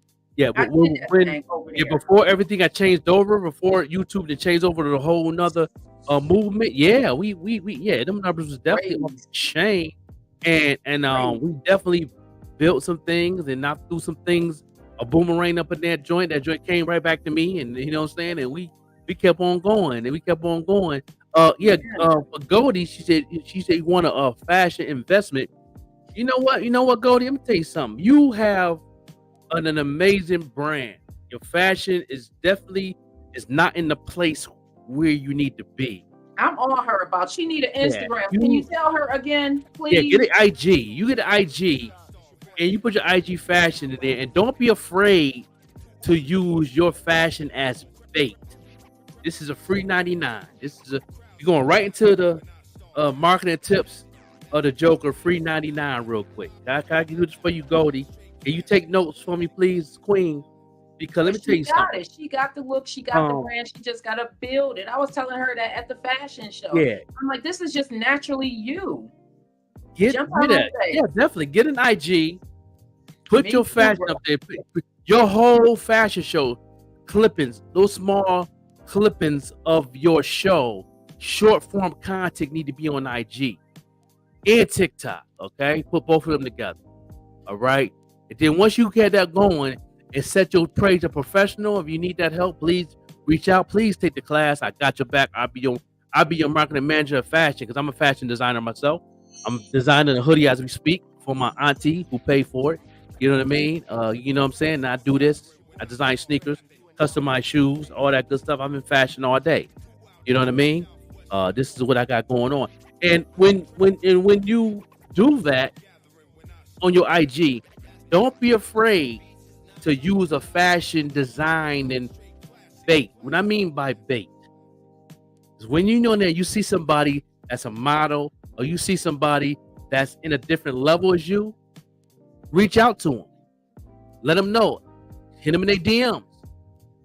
What size are you? What's your favorite colors? I'm going to do this for free for you. And I'm going to mail it to you. All I want you to do is wear it and tag me. And send me 3 pictures in the email. Boom. You just open the door for your brand to reach another level. And then all of a sudden, y'all might get a relationship. And that artist or that model might say, yo, I'm about to be at the fashion week in LA. Design me something so I can push your brand. Send me like 3 or 4 outfits. Do that for the free. That's bait. She's the bait. She's the fish. That person's amount's the fish. Finna go in a pond for the other designers. And before you know it, somebody gonna see that design. Who designed that for you in the red carpet? And then she gonna say your brand, and it's gonna be on camera. And guess what? You just not opened the door. Now you in the fashion world. Now you're gonna go. Then they're gonna look you up on IG. They're gonna look you up on TikTok. They're gonna see that fashion show that happened in Buffalo. They're gonna see all the other things you did. They're gonna see the other baits you did. And before you know it, you have a contract, a multi-million-dollar contract. It can happen. She's definitely somebody I'm looking forward to coming over to Green Ties Media because she already has the look. The thing with Goldie is that she does not even realize what she has yet. Like sitting there at that fashion show and I'm watching her. Like you are the brand, Hunty.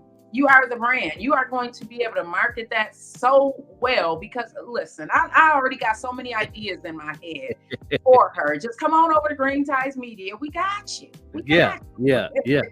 No, we got you. Yeah, definitely. Yeah. You know, I gotta get them pictures for the painted drip. I know. I've been so busy on this marketing thing, and I've been busy. You know what I'm saying? You're right. I get some pictures. You know, you might have to remind me every day. You know what I mean? Because I'm not behind, but I'm busy on a lot of. You know, I have 4 new clients in 1 week. That was definitely yes. Yeah, you know, you did. That's how you do it, Goldie. That's how you do it. You can reach from, if you do what I told you to do from now until the spring of 2024, I guarantee you be in a different place by the summer. Yeah, she got to set that page up. Yeah. We got to set that page up, Goldie. We go work on it. Yeah, you could be a we got to set that page up because I got so many. Just a little snippet of one of the ideas. You're going to school for fashion. This is how I am such a creative when it comes to this advertising. I love doing that. You are going to school for fashion design. If you take, as you are walking into Buff State or the school that you're going to, take some snippets as you're walking into classes. All of that is content for your page to build up your brand. Man, Goldie is a brand. Okay. Yeah, I seen the clip. I seen the show. I seen it. I seen everything that she do. I watched the little clippers and stuff from the fashion. I seen the swag. I see the energy. The brand is amazing. There's no reason, you know, that's a start, the Buffalo thing. But really use that bait. That bait works. I done did so many free sneakers. I done designed so many free hoodies for people. My brand is out there and I painted drippers on a whole nother level right now. You know what I mean? I want her to get some of them brand ambassador positions. Oh man, and they're gonna come. Ooh. The way you rock your stuff, they're going to come. Just start tagging these. We'll talk about it. Come on over to Green Ties Media. Like my bro Don said, please listen to them. We know what we're talking about. Yeah. We know what we're talking. She always was different. Exactly, Melinda. Which is she's already the brand. Always has been the brand. Always. Yeah. And I like the way she rock her own stuff. She rock her own stuff like it ain't hers. Mm-hmm. And look at this picture. I took that picture. Yeah. That's in her profile. I took that picture. It's so beautiful. And that is just her. That's just her. Fabulous. That like the colors. Yeah. Doesn't it just pop? Yeah. I'm in my bag because in New Year I'm gonna start designing pocketbooks and all that. I'm stepping it up. Oh yeah, I'm doing the sneakers. I'm about to do the pocketbook, the leather pocketbooks. Y'all gonna see a whole nother fashion wave with painted drip in 2024. Yeah, you know what I'm saying? That's in my bucket list right there. I can let out on the secret because what God has planned for me can't nobody take from me. And that's what I want to do, bags and shoes, because that's what I love. I'm becoming a beast now, bro. I love it. I'm all woke. Y'all turned me into a beast watching y'all. Like I would sit behind the scenes and watch how Don moves. So now you see what I'm doing, Don. What you be doing when the show starts? What am I doing? I learned that from Don. You know, I mix up on this stuff. Even Rush Network. Y'all need to go ahead and click on the Rush Network right now. Y'all click on it's in the description right now. Click on the Rush Network. It says sponsored by, and it's had the link right there to the YouTube. Please follow the movement. Every podcast that's on his platform will teach you, build you, will motivate you. The podcast itself will be your mentor. Trust me. Trust me. I've been doing this for a long time, a lot longer than I have. Yes, tune in, click in the link and follow. And plus, you can watch us on there too. We on every morning too. So if you don't want to see us on the Facebook side, you can go on the Rush Network in the morning and watch us also. You know what I mean? This is what we do, man. We definitely do what it do.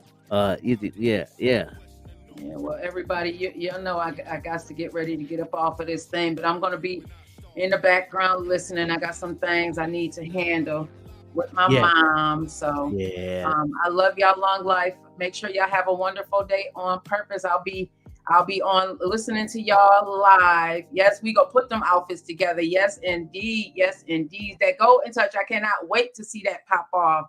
Make sure y'all check us out tomorrow. I like that saying. I like that. The Golden Touch. The Go in Touch. Mm-hmm. Yeah, I like that. That's dope. Yeah. So make sure y'all check us out. The Vet Green Show will not be playing tonight or tomorrow. We are on hiatus. If I can get this video to play, the second episode of the Queen Circle will be airing later tonight. I got to try and work it out. So thank you, everybody. I will talk to y'all tomorrow at 8. No doubt. Hello. Thank you for visiting labeats.com. My name is Casey Lamke, and I want to introduce you to a new beat licensing platform. Here, you don't license one beat, you license them all. With hundreds of beats to choose from and new beats uploaded monthly, you, the artist, no longer have to choose which beat to buy while you search the internet. Become a member and download whatever you like, record your lyrics, and distribute your song. That's it. We have a free Beats membership so you can download over 100 beats for free, no catch. Once you finish your song, you can email us a link and we will also put your song on our Spotify playlist. The team at LA Beats has put together a package of multi-style music productions priced for anyone to break into the market. Get yourself a license to our ever-growing catalog of beats with your membership today.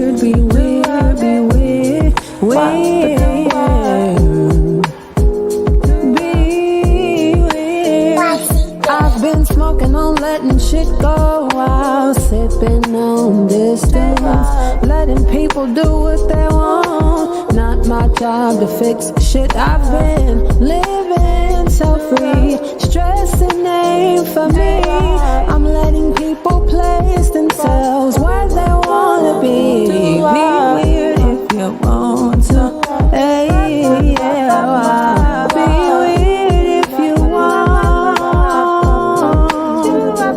Be weird if you want. Be weird if you want. Listen, I surrender to God when I learned I'm not in control. I used to hassle loved ones for not abiding the code. I used to think that love meant the same for everyone, until I heard my love in places my ears would never turn. Be weird if you want to. Hey, yeah. Be weird if you want. Be weird if you want to. Be weird if you want.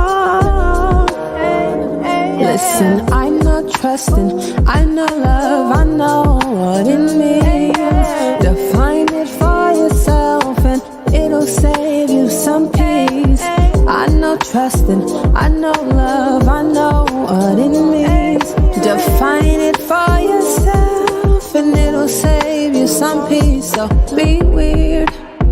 Be weird. Be weird. If you want to boo boo, skip the boo boo. Skip the boo boo boo boo. Skip the boo boo. Skip the boo boo boo. Skip the boo boo boo. Get the boo boo boo boo. Get the boo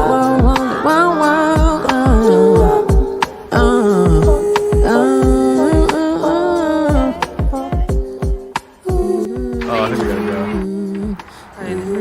go. Nah, there's two ladies waiting for us. if you want to.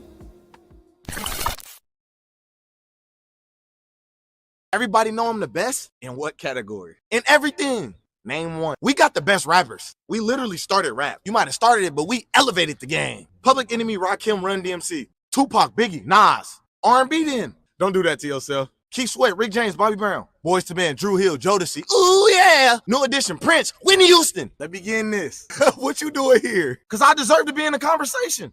Okay, what you got? Usher, 50 Cent, Alicia Keys, Snoop Dogg, SWV, Escape, Outkast, Eminem, Missy Elliott, Soulja Boy, you, Michael Jackson! He got y'all with that one. What you doing here? Because we got good music too. Yeah, y'all over with. Beyonce, Drake, Nicki Minaj, Chris Brown, Rihanna, Dr. Dre, Mariah Carey, Mary J. Blige. Britney Spears!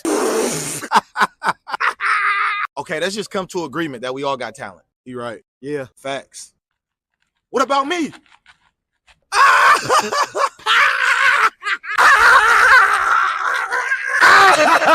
Get y'all there.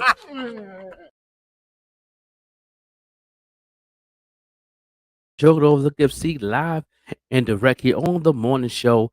You know what I'm saying? Making it do what it do. What y'all got going on for Thanksgiving? Let us know the menu.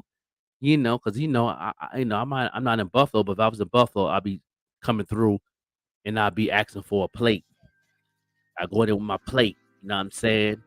You know, getting a little taste of everything. You know, what y'all, I know y'all got something simmering right now, because I know, you know, folks cooking right now. People cleaning greens in the sink right now.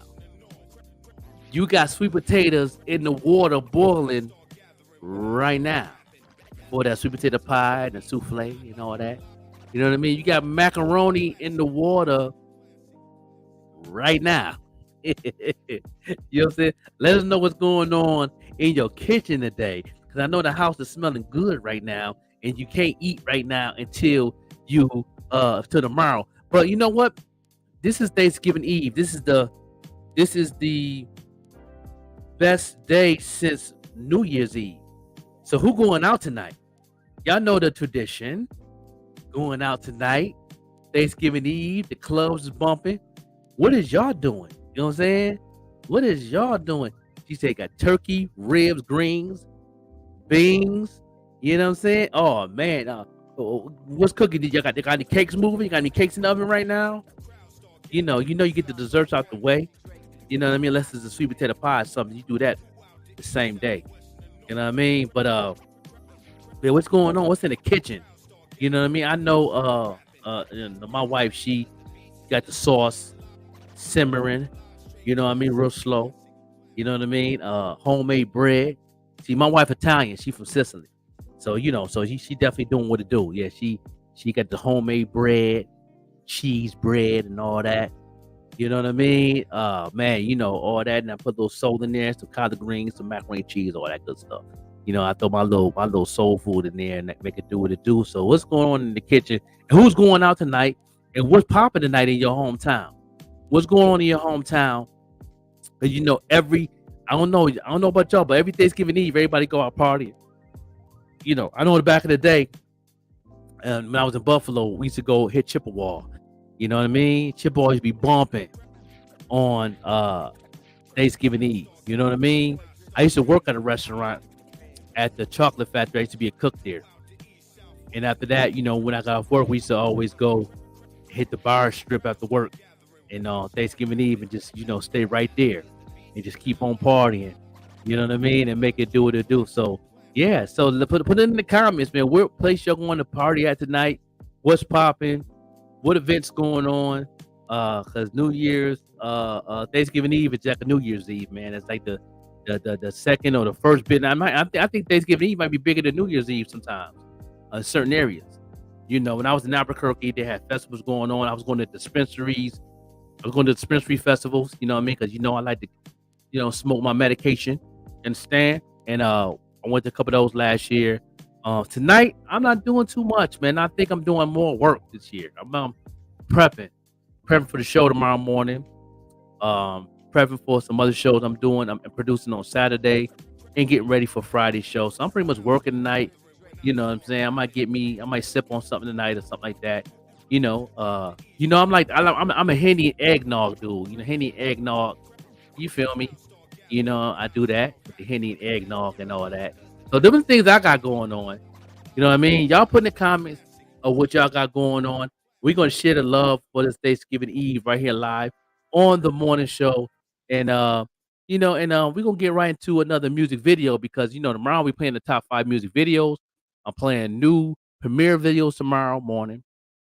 And I will be playing some Christmas music and some Christmas music videos by the amazing Sadasia from the Fuji Eyes. And she has a Christmas album that's on the platforms right now and all that. So, definitely making it do.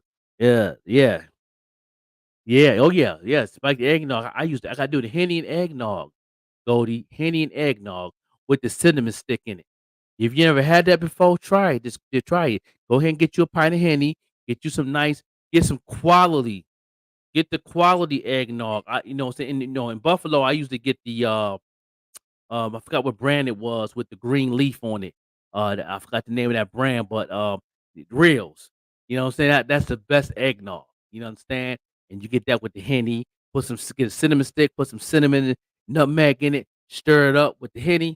I'm trying to tell you, it's sweet and it's good, and you will get lifted. Believe that.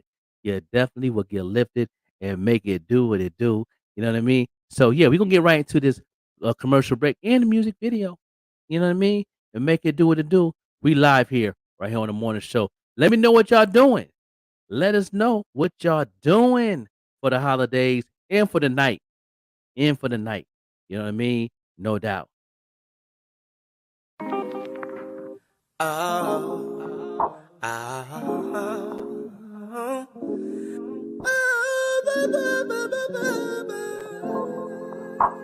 Tonight you're all mine. Yeah. Can't never think of you at night when I'm asleep, girl. All day I pray for you cause you're my favorite treat. You're my everyday Valentine. And tonight you're all mine. Yeah. Custom made 2-piece suit, diamonds as my jewels. Chairs love fitted, all gifts from you. Cause my baby keep it living like a meal. And girl, I make you feel like you're a star for real. So I send a text message, what I wanna do. If you say yes, then girl, I'll be coming through. No, I need a love to come and swim in your loving, girl, that's for real. I think I'm going crazy. Can't never think of you at night when I'm asleep, girl. All day I pay for you cause you're my favorite treat. You're my everyday Valentine. And tonight you're all mine. Yeah. Can I kiss you from your head all the way to your feet, girl? Anything you wanna do cause girl you look so sweet. My everyday Valentine. Tonight you're all mine. Yeah. I seen the sun, I seen the moon, I seen the stars above. Looking into your eyes, my kisses on your thighs. I love how you call my name when I reach that special spot. Oh yes, we're about to start making love over here, love over there, love in the kitchen, love in the chair. Times girl is gonna be a bone. Cause once I get inside, girl, I'm gonna try. Can't never think of you at night when I'm asleep, girl. All day I think for you cause you're my favorite treat. You're my everyday Valentine. And tonight you're all mine. Yeah. Can I kiss you cause girl, you look so sweet. My everyday Valentine. Tonight you're all mine. Yeah. Let me talk to you.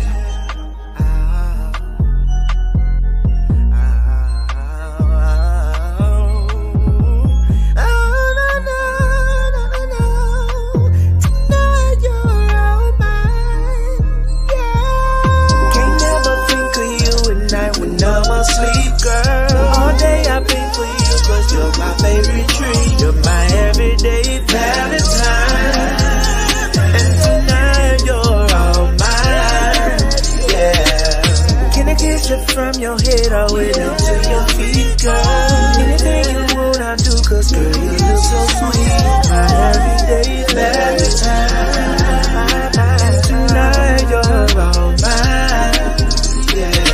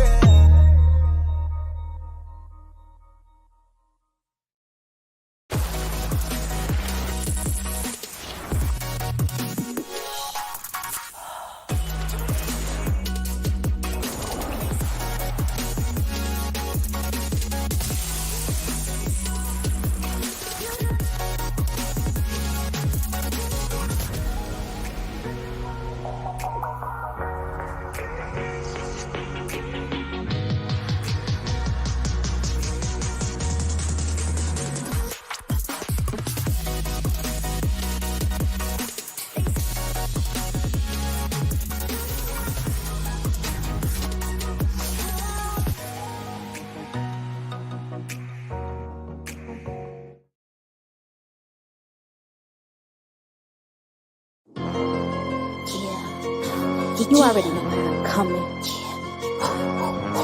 New rap grade on the scene. Keep it clean like Maybelline. You choose to waste your life, you going out bad. Consciously you pick the devil's side, you going out sad. Protected by the most high, don't you see I got his blood on me? He must know I'm bout it, feeling like a masterpiece. Cross me on the bad day, what he ass, I might shake some. Pray to God he keep me, I stay low, won't hurt none. Chicago, I rep hard, that's Southside. South face, you gotta hold on, so I won't die, that's suicide. Be damned to see my soul fry. I'll never pick and choose, demons wanna see me lose. Back up by the word of God, by the building, got the tool. Numero uno, that's my rank. Try to copy, but you can't. Living life, I can't complain. High on God, keep me sane. I'm from the shot, I stay on go. Each one of them hitters deliver smoke. Don't say too much, don't make a scene. I beat that face like Maybelline, but I say though, I'll go off the meter like I'm Fredo. Thinking that I'm soft until I show up at your front door. They scared. Why you doing that to me? You ain't never heard Chris rap like this. Yeah. This ain't what you want. Hit me like I'm Trump. Bringing pressure with no pump. Leave your body slumps. Yeah, tally at the school. You ain't making goals. Call me Missy, but I'm bad. Losing all control. Yeah, you supposed to be a Christian. Why you rapping like that? Going crazy psychiatric. Why you snapping like that? Jesus paid the whole price. It just happened like that. Rappers don't even write. Why they capping like that? Yeah. Stop playing with me like I don't know how to rap. Yeah. I already told you when it gets done, it gets done. Yeah. Stop playing. Ain't nobody coming like this. Ain't nobody delivering raps like this. New Christian rap like this. Yeah. Rachel J.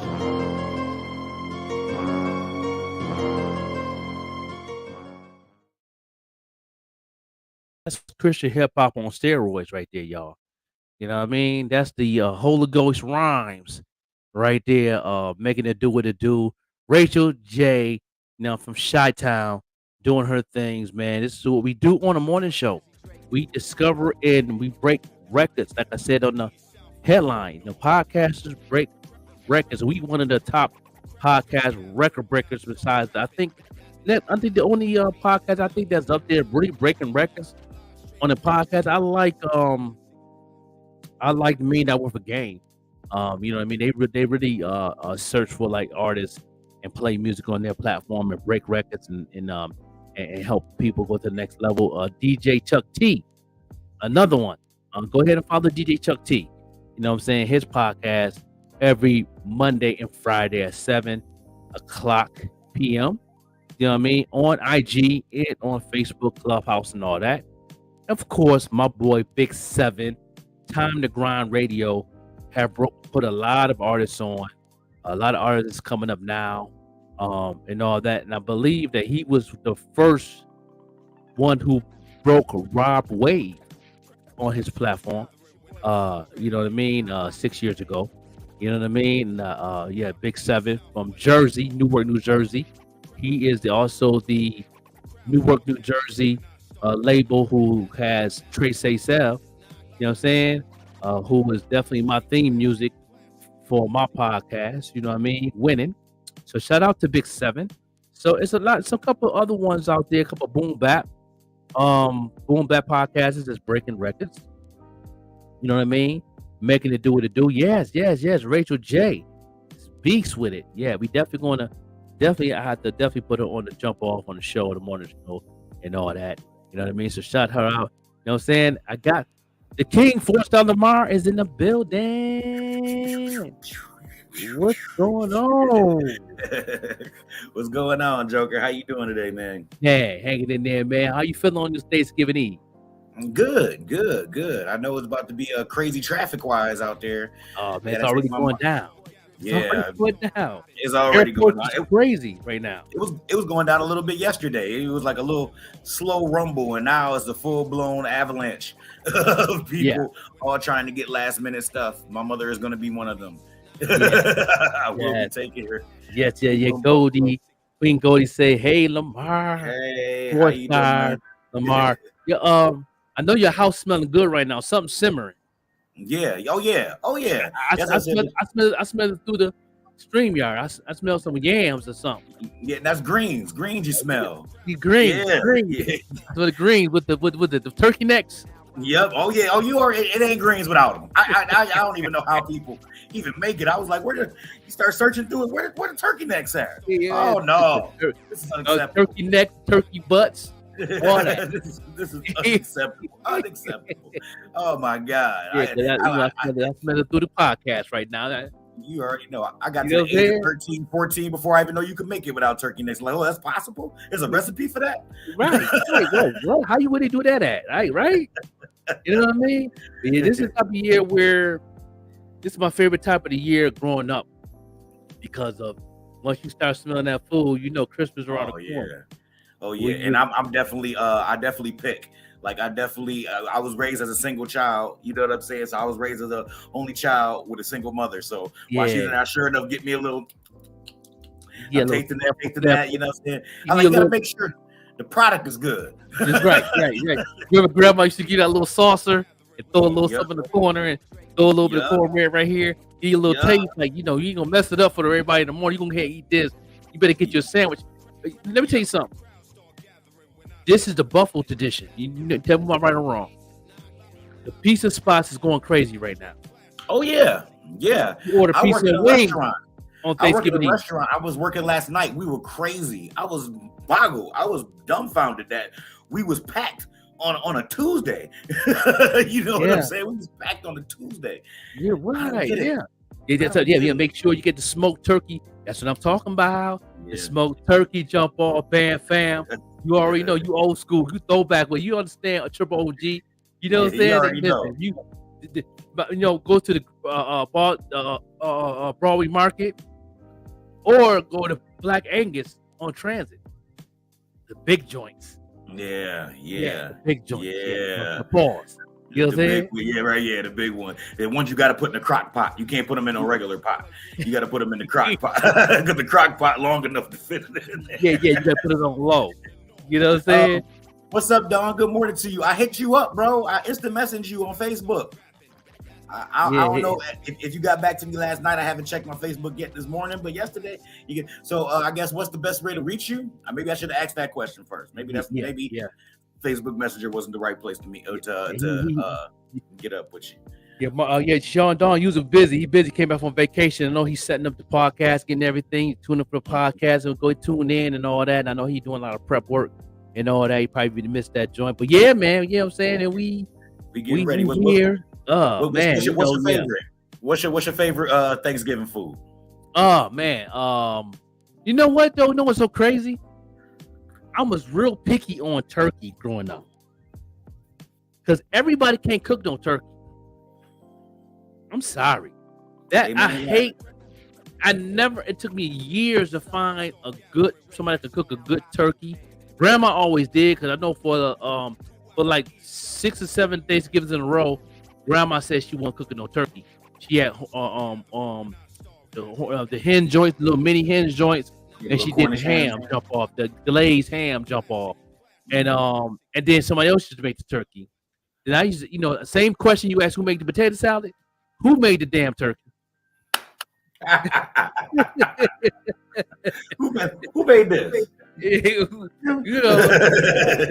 How the dark meat dry? How when it's fat? Dark meat. I understand that white meat. I understand that, but how do you get the dark meat dry? That's the part that boggled me, because I'm a dark meat type of, you know what I mean? Pause. Yeah. But you know what I mean? So I'm like, yo, how you do that? How you do that there? The hell? Yeah, so I had to ask those same questions. I asked the question like saying who made the potato salad. Who made the damn turkey though? Like, to get that potato salad, we already know about that. We know that for years, but who made the damn turkey? Who made the turkey? Who made the turkey? That's my thing. Yeah, but I might do fried this year. Fried. Now, see, everybody can't fry turkey either, though, and that's easy. All you was dropping it in the green. I got to drop it in the what's name. That's what I'm saying. And people mess that up. I've only had like about 3 or 4, and out of the 3 or 4 fried turkeys I've had, they all been good. Like I haven't had a bad one yet.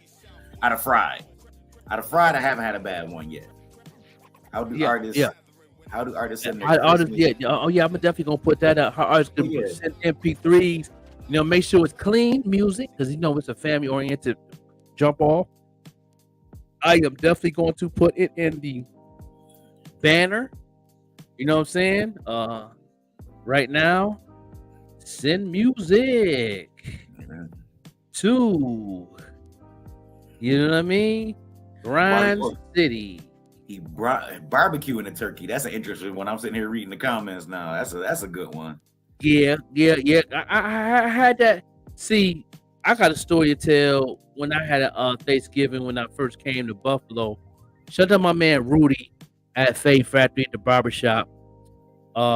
You know what I mean? And he cooked some stuff in.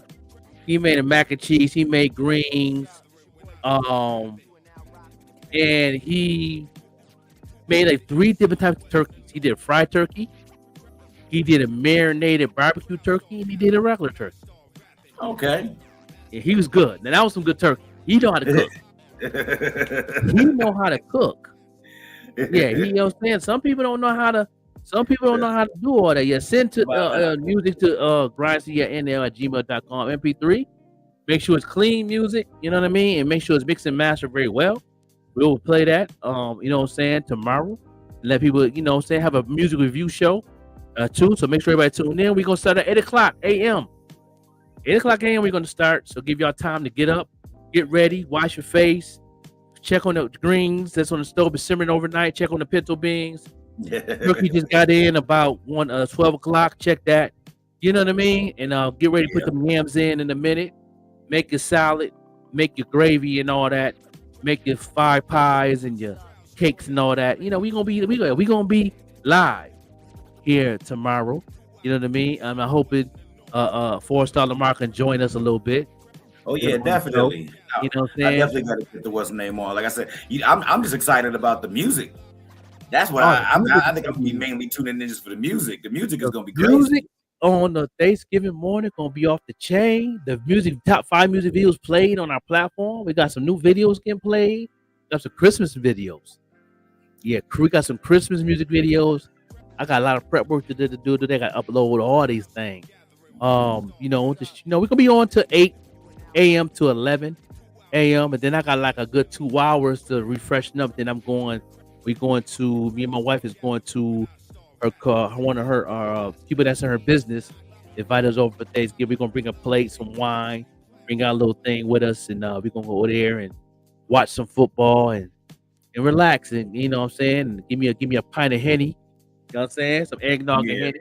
Yeah, there you go. Eggnog and Henny. You know what I'm Yeah, saying? there you go. Yeah, get my eggnog and Henny going and all that. Yeah, so Steffi sending the music to there. We were definitely gonna pop up some music. If it's Christmas music, all that. Yeah, we definitely gonna do what it do. It's gonna have a good time, man. But my favorite dish though is not the turkey. I think my favorite dish is the macaroni and cheese. But that too, who made the macaroni and cheese? That's another one. Now, Mama throw down. That's what I'm saying. Like, and that's what I was gonna say while you was talking. Everybody has. It can't be Auntie Joanne. Everybody got strengths and weaknesses when it comes to cooking. You know what I mean? Like, it's where, like, I always say, the master chefs, the master cookers, and I want all of America to pay attention right now. The master cookers got this motherfucker down here. You ain't got right. The ladies who got this, that elbow, that extra elbow fat, and all this right here, they can cook, they can bake, they can grill, they can saute, they can do it all. They can do it all. Some people have strengths. And I was like for instance, here we go. Here go a prime example. I love my mother to death. My mother has been working on perfecting her cheesecake for the last like 10 years. Out of 10, it's like about a 7 right now. She working close up. You know what I'm saying? So making sweets ain't really her strong point. But I mean the savory, the macaroni and cheese, the greens, the turkey, all that. She throw down with all that. You know what I'm saying? She got strengths and she got weaknesses. You know what I mean? Let me ask this question. And everybody that's tuned in too. How many sides should you make during the Thanksgiving? I know my grandma used to make 7 sides. Yeah. You know what I mean? What's the proper size to make on Thanksgiving? How many meats should you cook on Thanksgiving? What's your limit as you being the person that's putting together the menu? You the one in the kitchen. You might get some help from Cuzzo or IT come in and do some prep for you, cut onions, peppers, and stuff like that. But what's the limit on the size, and what's the limit on the meat? Is it a limit, or just go all in? I can't say there's a limit. I think it depends a lot on family size. I really do think it depends a lot on family size. I say for the average American family, they say the average American family is 3 kids and 2 adults. They say that's the average American family. Some people got more, some people got less. That's the average family number. So with that, keeping that in mind, I say 2 to 3 different meats. You know what I'm saying? You got to have turkey, and maybe you could throw a ham in there. You know what I mean? Maybe you could throw something else in there. So I say 2 to 3 meats and 5 to 7 sides. 5 to 7. Yeah. See, that's my grandma. She was 6 to 7, maybe 8. Depends. She might throw some rice real quick, or she might whip up some potatoes just to have it there. Yeah. Just to make sure it don't run out no food. She might do that now and then. That's the Goldie. That's a good question. Who made the chitlins? Because people don't know how to clean no damn chitlins. Oh God. Who made the chitlins? I don't eat swine no more, but back in the day, who made the chitlins? If it ain't my mama or grandma, my mama was good at it, and my grandmother. Other aunties, leave it alone. Put it down. Yeah. Put it down. Yeah. Don't touch that. You do the chicken. Don't leave that alone. Matter of fact, leave the chicken alone. Go sit down.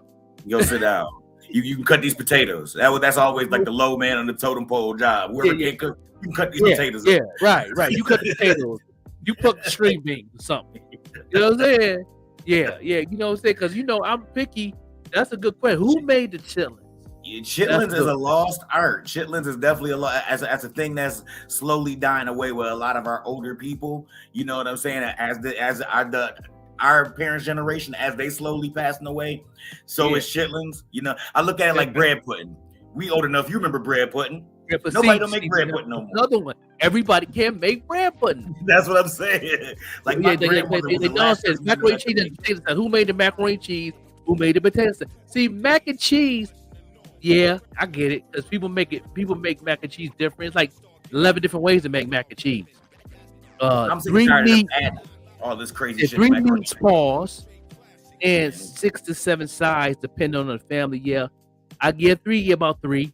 Yeah, about 3. I know somebody do 4. My grandma used to barbecue in August, freeze them until Thanksgiving. Wow.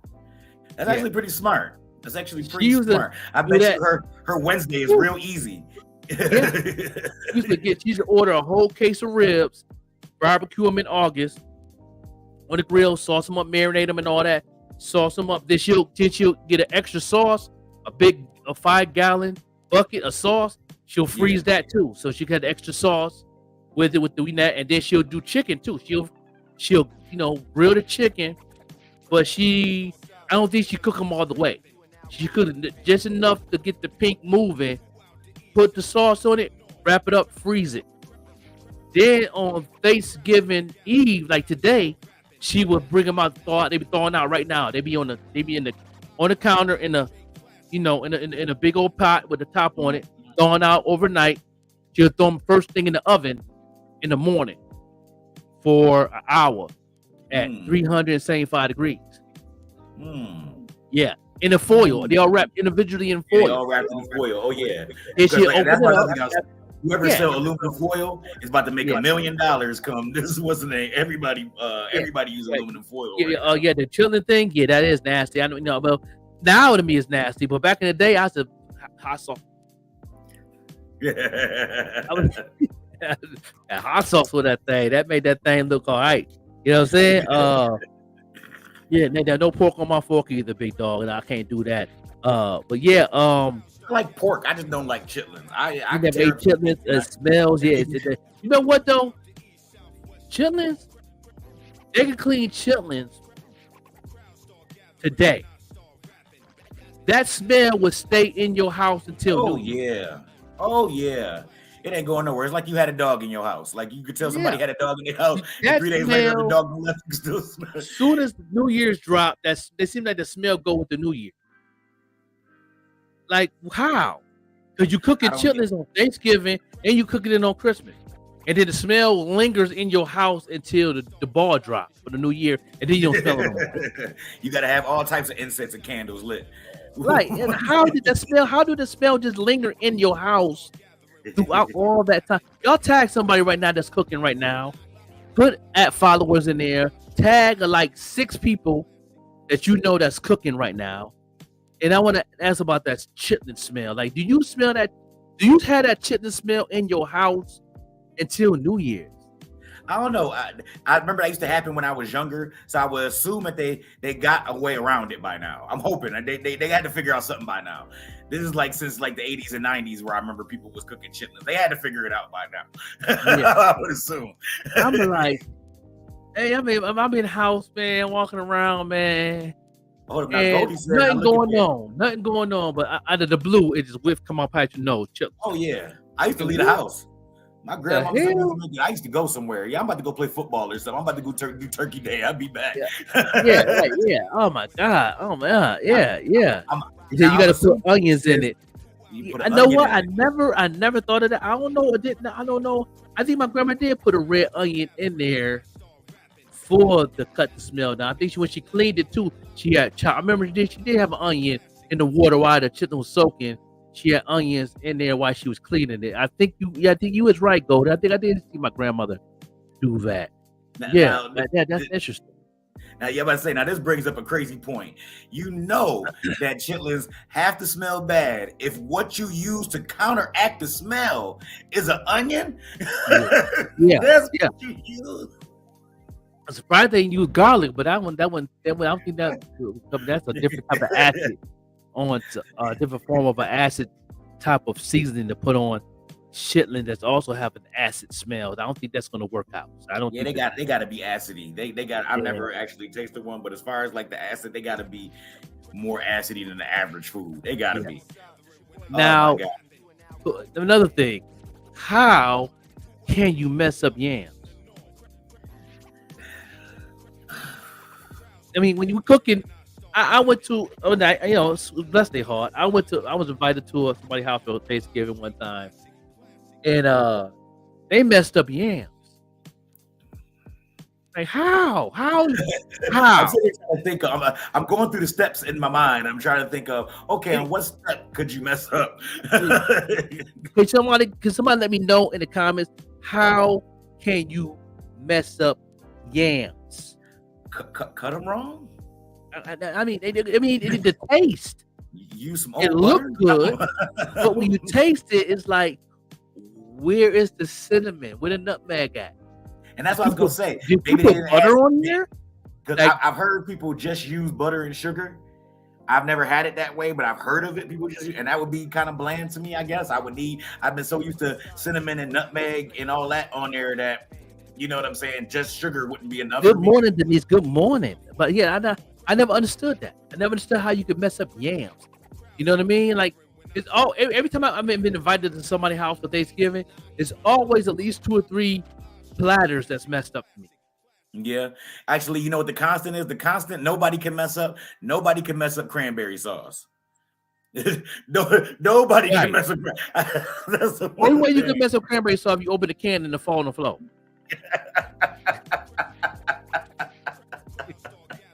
If you mess up cranberry sauce, you done. Yeah, that's it. That's it. It's a wrap. Wrap it up. Thank you for trying. I don't eat pork. I don't eat pork no more either. I have ate pork in 25 years. A lot of people is not no solid pork. I have ate because pepperoni is 60-40. So I had a little pork in my diet a little bit. You know what I'm saying? Because they make pepperoni 60-40 now. They don't make 100% pork pepperonis no more, and nowhere in the world. Yeah, so I do eat that, but that's about it. You know what I mean? A lot of people is getting turkey pepperonis now, especially. It's a lot of that. There's turkey pepperonis out there too. Yeah, no. Daddy-O's on Hurdle has turkey pepperoni. Yeah. Okay. Yeah. Okay. Yeah. Somebody messed up yams, Melinda. Somebody actually messed up some yams. Had me super tight. That's my favorite joint. I'm thinking I'm gonna be all right. Boom, everything will look good, smell good. Man, let the taste buds hit that joint. My taste buds said, if you don't take this out your mouth now, pause, I'm going. Yeah. You know what I'm saying? But if they can, from the can, you know what I'm saying? It's still tasting homemade. Yeah. I've definitely seen the basic cranberry sauce, and then I've seen people get jiggy with it, and you know what I'm saying, sprinkle some stuff on there and put some stuff on there. I'm not a cranberry sauce fan per se, you know what I'm saying. I don't eat just a regular cranberry. It's never been a good thing to me, but I've seen people throw down or try to attempt to throw down. If you ever go traveling somewhere, go to past Ellicottville. It's like a small little farmer's market out there. In a cut off a little intersection on that road. I forgot what road that is. I think it's the same road that take you to Darien Lake. And there's like a little farm market right there that makes homemade cranberry sauce. My grandmother went there and got some there a couple of times, and they got the cranberry chunks in it. It's actually pretty good. It was actually pretty good, and I was scared to take it. Didn't look right. I can hold you because I hate Jell-O, and it reminded me of Jell-O when I looked at it. And I was like, it made my stomach turn a little bit. Then when I tried it a little bit, my perception changed. I'm like, okay, word, okay, all right, I can deal with this. It was pretty good. I can rock with this. Yeah, it's little small little John Over still there, but but going toward, I think it's like I said, because the road around water going towards Darien Lake before you make that turn.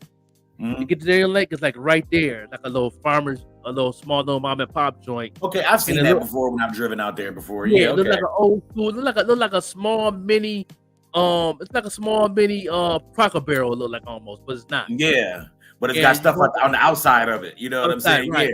They feel like we got maple syrup in there and all that. But they had homemade cranberry sauce, and that's the best seller doing Thanksgiving. And it's actually good. You know what I'm saying? And it's real huge too. It's huge. Like you got to use one of them big old plates that you use to put it on, and then have it wrapped up in the like in the foil and it's like a piece of cardboard around it and everything. And I think it was frozen when we first got it, but you can put it in the refrigerator and thaw out. But it tastes pretty good. I had it with toast. It was pretty good. It was all right. You know what I'm saying? I need to go ahead and try that. You know what I'm saying? They have turkey pepperoni in the yeah, right, yeah. No, you know what turned me off to a lot of turkey products? Because she about to talk about. Let's see. I'll take turkey and beef over pork. Depends on what it is. Yeah, You know what turned me off about turkey products? Turkey bacon. Turkey bacon turned me off to a lot of turkey products. You know I do not like turkey bacon. For all the people that say that it tastes the same as bacon, it doesn't, and you're lying. It does not. No, it don't. No, it does not. It's a texture thing for me. Not a taste thing, the texture thing. Like biting into it is just I've tried turkey bacon at least twice, and every time it's like I wish I had some real bacon. Every single time. That's what I feel bad for everybody who don't eat pork. What do y'all do about bacon? That's the only thing that I think that can't be supplemented. They got beef bacon at Save-A-Lot. Now I can see beef bacon. I can see that. Beef bacon is pretty good. I love beef bacon. Beef bacon is real awesome. It's hard to find though. It's hard to find. I'm in Pittsburgh. I've been looking for it for a minute, but somebody told me I had to go to a butcher shop to get it. It's already spiced up and seasoned and everything. Beef bacon at Save-A-Lot in Buffalo, right there on not Save-A-Lot, but it's on Kenmore. What's it called? Oh, I was gonna say Price Chopper on Kenmore. It's called Price Right. Price Right. Yep, it's a Price Right on Kenmore. Price Right got the beef bacon. That's the only grocery store in Buffalo. They got beef bacon. They got one on Elmwood and one on Kenmore. Yeah, it's one on Elmwood and one on Kenmore and Kenmore. Yeah, right there. It's two of them. And the one on Kenmore always have it. They stay stocked up. The other one always sold out all the time. Beef bacon in the morning with some eggs, some grits. Come on now, that's a meal, man. Quit playing. You're going right back to sleep. You get the itis. You're going right back to sleep. You know what I'm saying? Can't do turkey bacon. Sure, can't do it. Yeah. It don't taste right. It don't taste right. The consistency is off. Like every single time I eat turkey bacon, I go, how do people eat this on a regular basis and actually think that it's delicious? For all that, like if I would be like, okay, I didn't eat pork anymore, I just would never have bacon anymore. Or I would do like the beef bacon or something like that. I would just never have bacon no more. Well, it's called Price Shoppers now? It ain't called Price Right no more? No, it's called Price Right. When you started saying that, I thought you meant Price Choppers. Right there on Genesee. Genesee, like near like Dope, like the beginning of Dope and all that. You know what I'm talking about. Well, actually, she said Price Choppers too. Like what? What? Price Choppers? Yeah. Is this like a Save-A-Lot type of store? It's like a Steve Meats. Okay. Okay. Like Steve Meats. Okay. There you go. Like a Steve Meats. Yes. Okay. Word. Steve Meats. That's my joint. Yeah, oh yeah, everybody Steve Meats and Camellias used to, you know what I'm saying, get all like right now, I'm sure both of them is packed. They gotta be. Like, you know what I'm saying? They got pre-orders. They might have pre-orders of the wazoo. People's ordering them things like last month. They probably came in on the truck yesterday and they got no room in the freezer type of move. It's a wrap. It's a wrap. If anybody got some EBT left, they sure end up spending it today. I tell you that much. Definitely. Yeah, so Thanksgiving is definitely one of my favorite parts of the year coming into the holidays because, like I said, it gets refreshing. It moves my soul. You know what I mean? Because I love family. But then me growing up, and things change. You get older. That family thing goes to the wayside for me. And now it's all about my kids and my grandbabies now. So. Yeah. It's all about good friends and family, really. My good friends and my immediate family, but it's more about friends that is family to me now. Yeah, than anything. There's a new thing going around. What I'm hearing a lot of called Friendsgiving. Yeah, a lot of people are having Friendsgiving nowadays. I overheard it in my group, in my sketch project. I overheard it when I was at my kid's school the other day. The teachers were talking about, you coming to Friendsgiving? So a lot of people are, you know what I'm saying, are in the same mode that you are, where they're looking at, I love my family, but now, you know what I'm saying, I'm the head of my own family. So now when I do Thanksgiving, good morning, close ones and friends and stuff like that. So right. I get it. It's a new thing. It's definitely a new thing. Yeah, that's what we did last year, we got a good friend of ours. Me and my wife, we're real good close friends to a native girl. Her name, I think we call her B, and she is native, so she don't celebrate it. So it was almost like a friend thing. She come over, she brings her favorite platter of her, say for an inheritance, and we have a good time and sip whatever, because she don't really celebrate it like that. None of the natives in New Mexico don't celebrate Thanksgiving. No.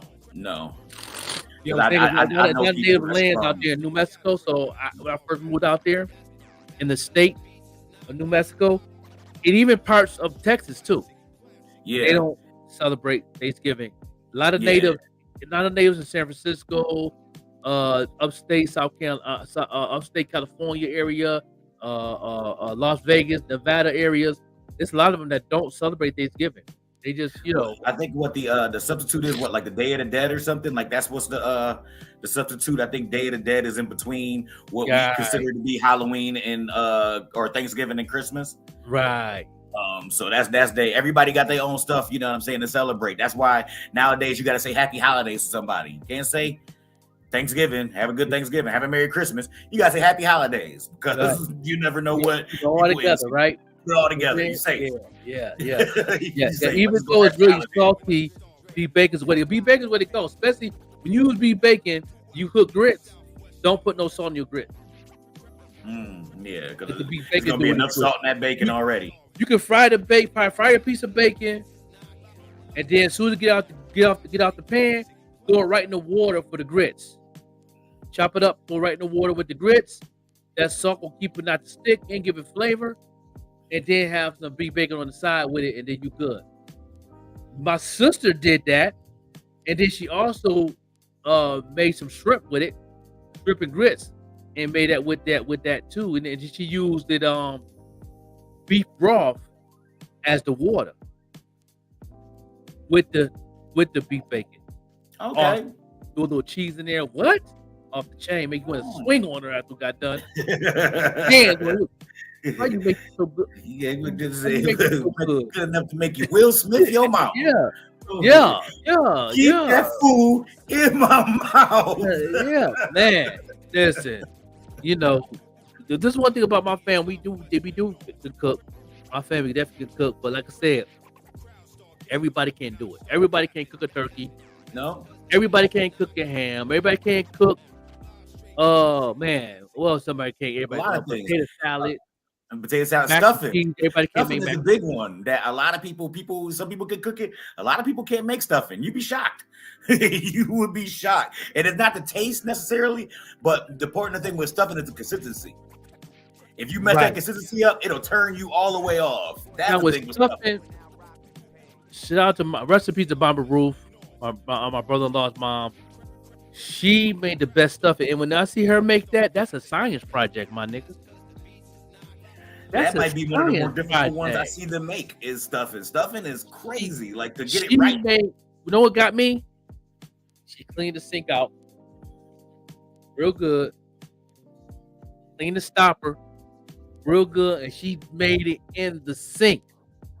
I know a lot of people that do that with greens and stuff too. I know a lot of people where the sink come. She made that thing with everything. She took the scoop and then she put it in the pan, scoop. And she make put that thing in the oven, and she cook it to where it's done.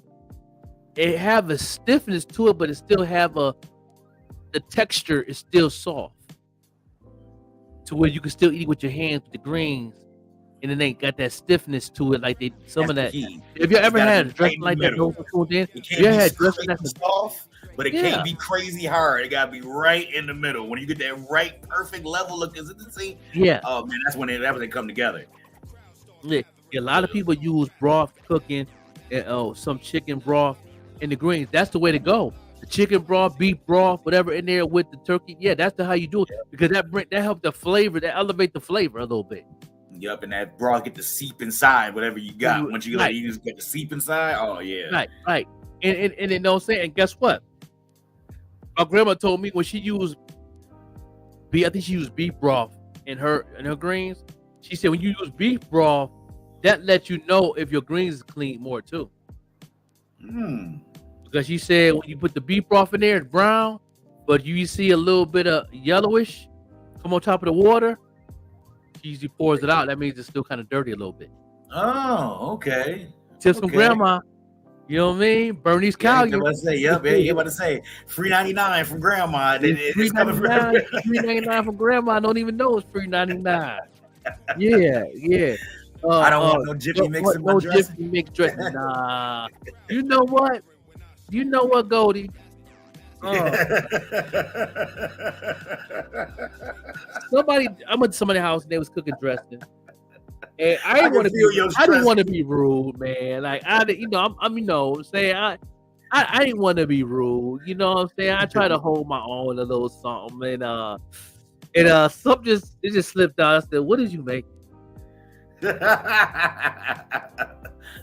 that? I mean, that looked delicious. She was like, "Oh yeah, this is dressing." She did it with confidence. Said that with confidence too. Oh, this is dressing. He said with confidence. Yo, she said it with confidence. Oh, this is dressing. You know what? It took me so much power not to smack her in the back of her head. I just walked away and grabbed the remote control and started watching TV. I ain't got no more to say. I don't want to mess up the holidays. I don't want to, you know what I mean? I don't want no smoke. But when she said that, like, Jiffy, what? Oh, I don't understand. Like, you know what I'm saying? Do y'all know somebody in your family that make dressing with Jiffy cornbread? Huh? No. Everybody I know either just like Melinda Rice, either make it from scratch or they get that stovetop. And you know what I'm saying? They let stovetop. Yeah. You know what I'm saying? They either go either way. I never see nobody actually make it from scratch, but not make it from scratch right. Everybody I know who make it from scratch do it correctly, or they just mess with the stovetop joint. And they just like, yo, I don't know what I'm doing. I'm gonna let stovetop make that decision for me. Yeah, you made Jiffy mixed dressing with gizzards in it. What? I've heard of that. A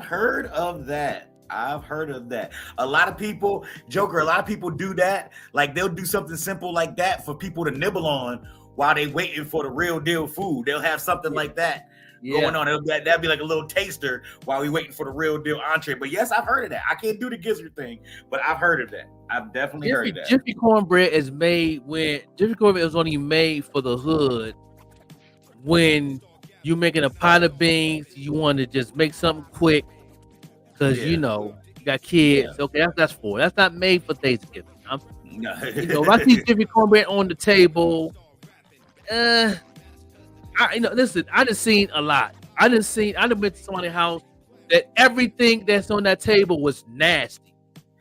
My first time doing it, I ain't gonna put them on blast on the platform. I'm just saying, I ain't gonna put them on blast on the platform.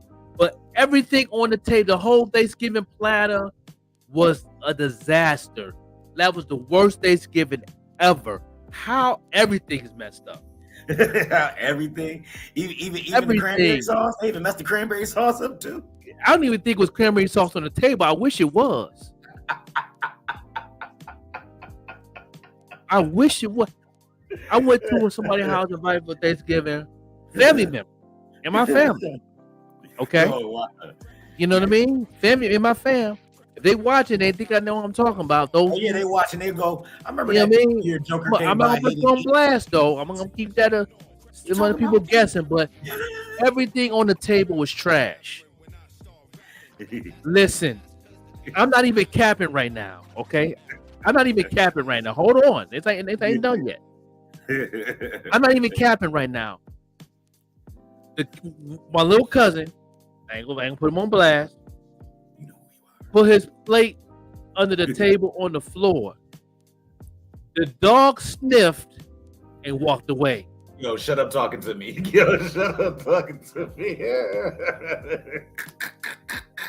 No cap.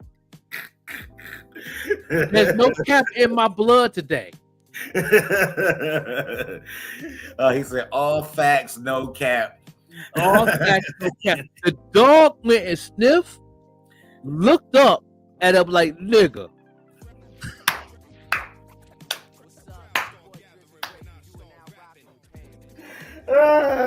Listen, and walked away. No cap. No cap. Yo, that day, I was so mad. I was like, man, no, ain't no stores open. I can't order no wings. I can't order no. That day, I was hungry. That day, I was fasting. That's the first Thanksgiving that I didn't eat. And got the nerve to fix up a plate and double pounding on there. Like, oh I'm not yeah, eating this. You'll get this work. Oh baby, you like this? There we go. Let's put that on. They gave us 4 plates to go. Because nobody else ain't gonna take it. What? I'm scared to get this to a homeless person. For real. I don't want to chase nobody blessing to a nightmare. Oh my God. And the funny thing about people who make nasty food, they the only ones who don't know their food is nasty. They think their food is the most delicious, God-sent thing ever. They are Chef Ramsay in the kitchen, and you can't tell them nothing. They think they're the best cooks in the world. They be thinking they're the best. I dare y'all to tag somebody that don't know how to cook. I double dare you. You know what I mean? Yeah. I double dare you to tag somebody in a post that just can't cook. Oh yeah, please. I will stick around after 10 o'clock just to see what comments come up. I will never forget that. I will never forget that day. That's crazy. My wife looked at me. She looked at me with the look on her face like, bless your heart. Yep. Oh yeah, because I already know you and your wife have those we don't talk but we still communicating type of know. Yeah. But my wife, she like you over there like I was shaking my head with my head. I don't even want to look at her. I'm trying my best not to look at her. I'm just pretty much trying to avoid any motion of looking in that area the whole time I'm there. I'm focused on football. What's the score? What's the score, please? And then you notice, this is what I notice about football. When you at somebody's house or something, you with the bad Thanksgiving food, that's when football show the most food commercials that you ever seen. Like they teasing you. right. That part. Like, the dog did not want to eat the food. That's crazy. Goldie, the dog smelled that food and looked up at my little cousin like, nigga. Are you serious right now? Like, he walked away and laid in the corner and just looked at everybody like, I'm not. I don't know why he had put that on the floor. Y'all need to, This is the time. The dog looking at everybody like, this is the day I would not go in the trash today. Yeah. Any other day I would go in the trash. This is the day I would not. Y'all gonna hold you that trash in the middle of the floor all night. I'm not going near that trash. This is gonna be the first day in history I won't be tearing up the kitchen today. I think the dog put it over the top. Like somebody who watching now, like, hold up. That was my house. That was 2018. I remember that. And my food was delicious. Okay. Cuz of lying. Because you lying. He is lying. I'm telling you. That Jiffy Mix stuffing was top of the line. And you know what though? And the crazy, that's the next generation down from grandma. And I'm like, did y'all take any notes from Aunt Sweet? Not many. Grandma, my aunts. Did y'all take any type of notes from the next generation down? Our generation is the last generation, Joker. Our generation is going to be the last generation that can really, really throw down on Thanksgiving and big holidays like that. That home cooked stuff, our generation last the Mohicans. The generation after us, our kids, unfortunately, just didn't pick up a lot of that. My kids don't. Okay, only person that really cook out of my kids is, I can say, my oldest daughter. She cook. She got that from me. All the rest of my kids, they don't cook. I got 5 of them. Goldilocks, tag somebody. I see you. I see you. What's the name? Tag somebody who can't cook. You can cook. So if you can cook, you can tell. You can snitch on somebody who can't. Go ahead, let the cat out the bag. Yep. Because my daughter, she cook. She really take the time. She learned a lot from me. Learned a lot from my sister. She got it because she got 2 kids. She can cook. My other daughter, which is my baby mama ex-wife, you got a mama that can cook. A Southern girl down south can cook. Yeah. How can you can't cook? How? Never understood that. Never understood. The same thing about it is I noticed, I mean, it's a talent. It's not for everybody. Everybody is just not, you know what I'm saying? Some people can, draw or, you know what I'm saying? Something like that. but you can understand that's kind of different because, but cooking, you see that every day. Like, it's a survival trait. My ex-wife cook. She's from South. Yeah. Homemade corn. She cooked everything homemade, even her cakes, everything. She cook. Like, you know what I mean? Like, how you can't cook. You know what I mean? Like, it's mind-boggling to you. Like, both of her daughters can't cook. Now, I don't know about my stepdaughter. I think she can cook. I can't say that. I haven't really been around. I think she can cook. I think she did that because her foster parent was real good cook. You know what I'm saying? Her mama could real good cook. You know what I mean? And she know I'm a good cook. So it's like she been around that throughout her growth. I think she can cook. But my other daughter, she can't cook. She can cook certain things. She can't cook. She can't hold down a Thanksgiving meal. So now at the ages, right? Out of the ages of your daughters, does it go the oldest one is the best cook or the youngest one? Because I noticed in the generational gap. The oldest one? Okay.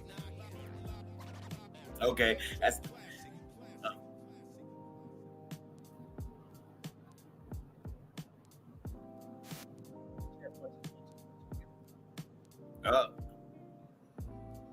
My check 1 2 1 2. There we go. Okay. There you hear me? Yeah. My oldest son can't cook. You getting low now. You hear me, Jerry? Now I hear you. I don't know why. It's kind of like going in-ish and out-ish. Yeah. We join the people and they cooking. You know what I'm saying? Yeah, that's what happens. Somebody about to get put on blast. Like, hold on, that's me. Let me shut this down. Let's sit this down. I'm an excellent cook. My boys can't cook. I can admit I just know, like, for instance, like my daughter is 9, so she's in that. She's not in the cooking yet, but in the fly on the wall in the kitchen type of stage right now. You know what I'm saying? Okay. She's not really cooking, but she's sitting there kind of like, you know what I'm saying? She tasting it. She being nosy. She at that point right now. So I'm hoping that a lot of the cooking, looking at the seasoning on the table, how they cut the onions, how they marinate the onions, how they marinate the chicken, what they use in the marinade. What's that brown stuff? Okay, exactly. Asking questions and all that stuff. She at that point now. You know what I'm saying? So it gives me hope. It gives me hope. Yeah. It does. But that generation right now, everything, just like we say it with business, we say it with everything else. It's popcorn, it's microwave popcorn. That generation need everything. Turkey take too long for that generation. Turkey take a couple hours. That's too long for that generation. That wasn't turkey now. Right now. Yeah. Let's air fry it. This generation, my kids' generation, my daughter, my sons, I feel sorry for they boyfriends and girlfriends. I don't know how they got meat on their bones. They can't cook. Yeah. Uber Eats.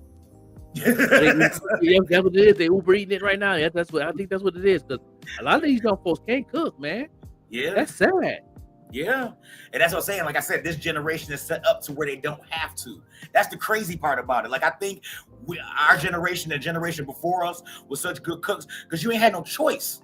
You either knew how to cook or you didn't eat. Like, you know what I'm saying? That was it. You either knew how to cook or you didn't eat.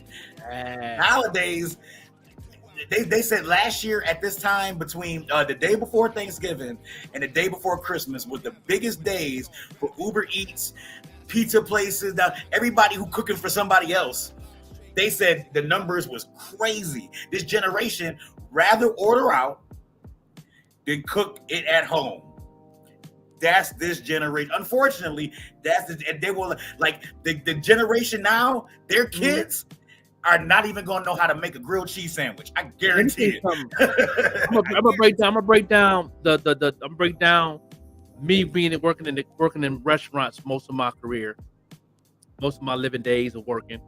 I'm gonna break down how it was, y'all young folks, and now I want you to tag y'all kids on this one. Everybody got kids or teenage grandkids? Tag them right now. I'm gonna break down how it was in the 80s and 90s during the week of Thanksgiving. Okay, and you gotta tell me if I'm right or wrong. Okay, right? Like today in the 80s, they just, you know what I'm saying, Thanksgiving Eve. The busiest time on fast food restaurants is breakfast. McDonald's pumping on Thanksgiving Eve. After breakfast, nothing's going on at McDonald's, Burger King, Wendy's. They got people on the clock just cleaning. They're not even getting orders in like that. Drive-thru ain't around the corner. None of that. Yep. Now, and the only reason I was getting breakfast, so you didn't eat the Thanksgiving stuff. That was to eat while they was cooking, so they wouldn't eat all the Thanksgiving stuff. Or they leaving the house to go shopping for more, knick-knack shopping. They might go get a biscuit or something. Yeah, breakfast, get some in their stomach because they can have a little energy. They should go to McDonald's or go to Burger King or whatever, have breakfast food. That was the tradition. Everybody, or they go get a dozen donuts and some coffee. You know what I'm saying? The apple fritter, stuff like that. That was the tradition of growing up. Then after that, after breakfast, all the restaurants is dead. Ain't nobody going to Applebee's. Ain't nobody going to Denny's. Denny's breakfast might be busy, but ain't nobody going for lunch. No. Nah. You know what I mean? Now, around lunchtime, the pizza spots is getting pizza and wings. At 12 o'clock on up, the pizza spot is banging right now. All the other restaurants ain't nothing going on. You work at Olive Garden in the 80s. Nobody coming in no damn Olive. You gonna be sitting there cleaning, catching up on cleaning the inventory. Oh, you count inventory. You're in the freezer counting inventory. Yep. Yeah. Back in the days when we actually used to be open, because now all restaurants is closed on Thanksgiving. A good majority of them, anyways, the big ones. Right. But I remember back when we used to be open on Thanksgiving and Christmas. We used to sit there. Holiday, Cody. Yeah, have a blessed holiday, Cody. We used to play cards. We used to sit there and play cards, play chess. That's how bored we was. I was literally getting paid to play cards for 5 to 6 hours. But after 5 or 6 hours, they'd be like, okay, you cut. Ain't nobody coming here. Like, you know what I'm saying? I'm not going to sit here and pay you to keep playing video games. I put my PlayStation in one time. This is back when PlayStation 1 out. Yeah. We hooked it up to the bar TV. We worked at McDonald's in down south. Down south. Breakfast is packed. We was doing at least $4,000 an hour breakfast. You know what I'm saying? From 6 a.m. to 9:30ish, 10ish. That's crazy. Yeah. And then then we change over to lunch. Nobody. People still coming in and all the way to like 11 with the leftover stuff coming in, or they might throw a little something in the grease, chicken burger, you know what I'm saying? Chicken biscuit, or they might throw a pan of biscuits in because people would ask for breakfast still around that time. But ain't nobody want no damn Big Mac quarter pounder with cheese. They don't want that. They don't want that. I want some good old home cooked food. I don't want that. I have a burger any day of the week. Like, we might get I remember one Thanksgiving Eve, I was working at McDonald's. We was maybe getting, I say 12 orders an hour. Like you said, we cleaning, we joking around, joning each other, watching TV. They got TV in there, everybody watching, you know. I used to bring in stuff to cook. I would get like some saline hot dogs and throw them joints on the flat top real quick. Like we was bored. And you know what I'm saying? While you playing, I'm gonna say it right now because I don't work it no more. Somebody may have some mini bottles around. We can get our sip on. Yeah. Hey, you never know. We had McDonald's. Drive through, nobody in the lobby. we having fun. We might be having food fighting there, throwing food at each other. We do. That's why they close now. Like I said, I've worked at probably like about since in my I probably worked at like maybe 8 or 9 different restaurants. All of them used to be open on Thanksgiving and Christmas, and now they all close on Thanksgiving and Christmas because in Buffalo, 9 times 10 we cook. You're not gonna have enough. What about Thanksgiving Eve though? Thanksgiving Eve they stay open. Yeah, I guess they stay open a little bit later, because also Thanksgiving Eve, especially to our Caucasian brother and sister that watch the show, it's a real big drinking night. Everybody, a lot of people go out drinking on Thanksgiving Eve and then have that food to soak it up tomorrow when they wake up, you know what I'm saying, for actual Thanksgiving. With that being said, I'm hoping, I'm not going to be there tonight, thank God, but the last couple of Thanksgiving Eves I've worked have been not busy, but busy for a Wednesday. You know what I'm saying? It wasn't busy in the overall scheme of things. Before it being a Wednesday, it would be busy for a Wednesday. Yeah, exactly. And then after all that, being said, about the morning, about the fast food restaurant, then when it get about 7ish, you get ready to go out. Yep. All the clubs and the bars gonna be packed. Like you said, drink night. It's gonna be packed. That's the tradition of Thanksgiving Eve. Yeah. Going out, get dressed up, go to the club. We used to go club hopping. One Thanksgiving Eve in Atlanta, I was in Atlanta. I went to like 3 different, but I went to like 5 different strip clubs and 13 different other clubs. From 7 p.m. to 3 in the morning, 4 in the morning.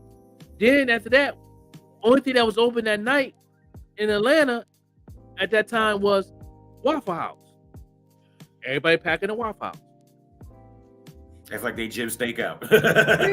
Yeah. Because that's where everybody used to go. We could drove Jim Steakout. That's the tradition of the simple little Thanksgiving Eve. You know what I mean? And then guess what? You had one store that opened on Thanksgiving Day. The main supermarket opened up. Some opened up, but they used to close. They used to close by. They opened up at. Let's see, I remember now. They used to open up at 6, closed at 11. So if you need any knick-knack stuff, need some noodle foil, some paper towels, some paper cups. You might need some, mama might buy some fish. You might need to get some buttermilk or, something, mostly knick-knack stuff. They stay open till like maybe it's in the 80s now, 80s and 90s. They stay open till around 11. By noontime, it's closed. Only places is open is the bodegas. Yep, the bodegas is about to make crazy money because all them people that woke up late and want last second stuff, and then the bodega gonna overprice. If you forgot flour, that flour gonna be twice as expensive as it would have been. You know what I'm saying? They about to clean up, and I'm not knocking the hustle.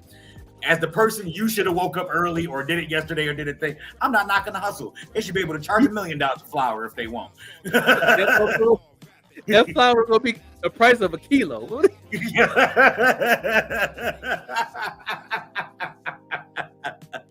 be like, is this flour in here? Hold on, let me.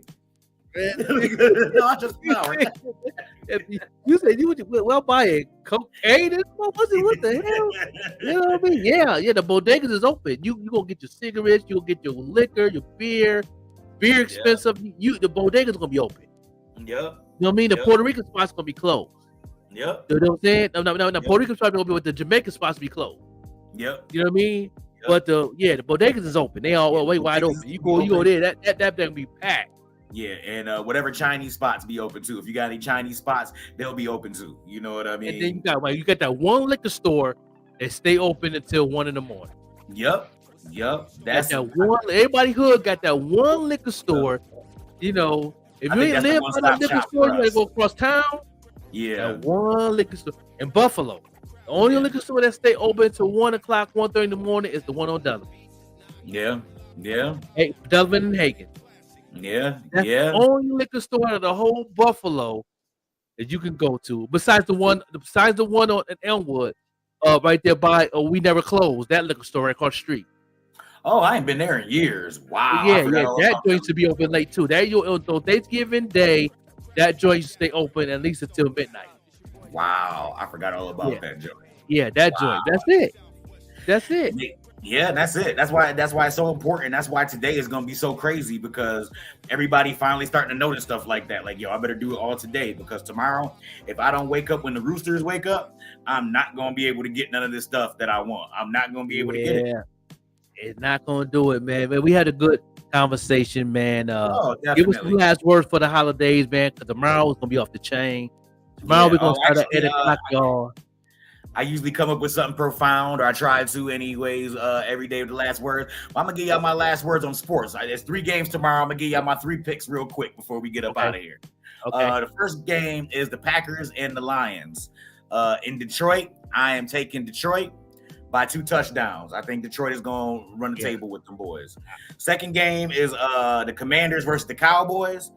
I see the Cowboys taking that by 2 to 3 touchdowns. It depends on which Dak shows up, but just everything else in their offense, I think, is really going to stifle what the Commanders got going on. Although they've been resurging a little bit lately, I can't front, but I think that defense against that Sam Howell kid is going to go crazy. They're going to go ballistic, and the lights is on. Micah Parsons don't play when the lights is on. He handled business. Yeah. And the last game, which I think is going to be the most interesting out of the 3, is the 49ers versus the Seahawks. The only thing that takes away from this matchup is Geno Smith might not play. And if Geno Smith don't play, I really want to see that Geno Smith versus Purdy, you know what I'm saying, kind of like matchup. But without Geno Smith, I got to give it to 49ers. Is going to be a clear win. If Geno Smith don't play, they're going to end up winning by like about 2 touchdowns too. So the picks by the Swami for this for tomorrow when y'all paying attention. So I can tell you I was right tomorrow. I got Lions, Cowboys, 49ers in that order. Yeah. Put your money down, y'all. Who the Cowboys play again? The Cowboys play the Washington Commanders. Yeah. But no, Washington, man. Washington been stepping it up on their defense. I said they've been resurging, but I don't think the Sam Howell, he's still, I can't say he's too new, but he's too new for that Dallas defense. That Dallas defense is scary. Yeah. It's scary. That front 7 is scary. So with that being said, I got to give it to Dallas. We got the NBA game tomorrow too, right? Yeah, NBA coming too, and I hate it when they have both on. It's so hard for me to choose which one I want to watch. I love football, but I love basketball too. Also, I think today starts the first college football playoff game, ain't it today? Oh, I thought it was December 1st, but you might be right. Hold on, let me see. I'm bringing up the college playoff game today or tomorrow or Friday. Yeah, I think so. One of the bowl games. Let me see what we got going on here. All right, so one of the bowl games coming up. All right.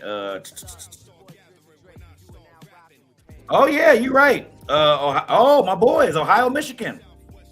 Yeah. Ohio, Michigan play tomorrow. Yeah, Michigan might win that. What's I want to know the point spread on that joint. The point spread is Michigan by 3, or 3 points for Michigan on the point spread. Yeah. So we'll see, and that's weird because Ohio is ranked number 2. So for Michigan to get the point spread is crazy. You know what I'm saying? Yeah. Let's see, they got that one, and I think that's the start of the one. I think that's the biggest one as far as college football go. It's a lot of little smaller bowl games on, but I think the highest ranked game, besides for the Michigan game, Auburn and Alabama is going to play. Alabama is ranked number 8. Auburn and Alabama will be playing at 3:30, which should be a good one. Yeah. And Washington and Washington State. Ooh, the rivals. Yeah, Washington. It's going to be a lot of ones. Florida and Florida State. Stanford and Notre Dame. We know how that go down. Georgia Tech, which is always a really good rivalry. South Carolina, Clemson is going to be tomorrow. Yeah. North Carolina, NC State is going to be tomorrow. Yeah. Iowa and Kansas State. Like there's going to be a lot of fans going at it this weekend as far as college football is concerned. They are trying to get it in. Yeah. Louisville, Kentucky. You know what I mean? It's going to be some bowl games. As far as that, let me see. And now the NBA. Hold up now. NBA going to be... Okay, they don't actually have any games on Thursday. They'll have games on Friday. They got games tonight, and they'll have games on Friday, but they don't actually have any Thanksgiving games. That's weird. That's because usually they throw it one game. They usually throw a LeBron James jump off. or a Joker game, jump off or something. I think they noticed that football basically run Thanksgiving. Like, you know what I'm saying? You ain't gonna get no real deal views. Football run Thanksgiving. NBA take over Christmas. They always Christmas. Exactly.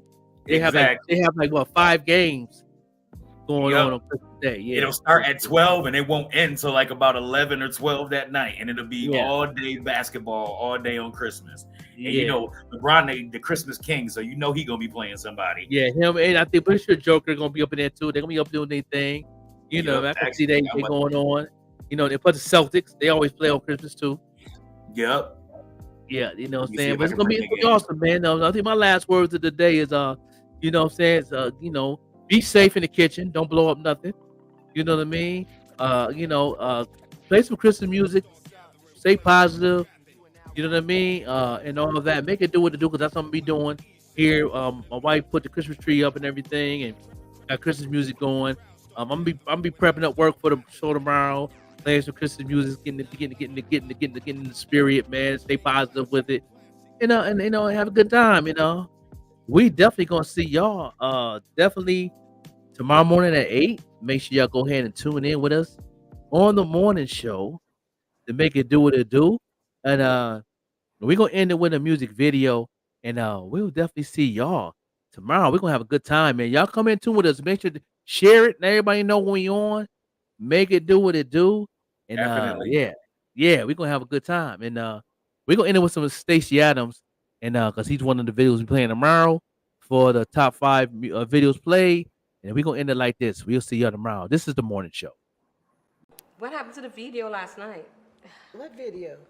With us doing the line dance? Oh, I don't sorry. know. That was you. You didn't call nobody for no video. I tried it, but it didn't come out right. Okay, well. Yeah. Okay. But we So- drinking this J. Beautiful house. Girl, but it's boring as you hell. so up in much. here. It is. It is. But hey, this is gonna make it right find now. something to This- do. Take you a couple shots of this, you would be okay. J.R. Reveling. Get that reveling in. Yes. So toast to Shelly's house. Get to the reveling.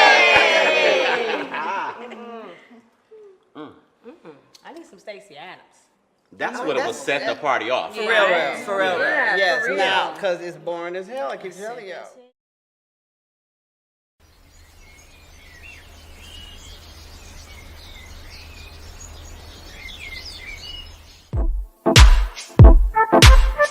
Now I don't know how y'all feeling tonight, ladies and gentlemen, but this Stacey Adams, and tonight I want you to step the corn off your feet, you feel me? But for real though, all your bills are paid, everything is taken care of. You out here with the one you love or the one you wanna love. All my DJs, let's get them on the floor. Woo! Step, step, step, step, step. Step, step, step, step, step. Step, step, step, step, step. Step, step, step, step, step.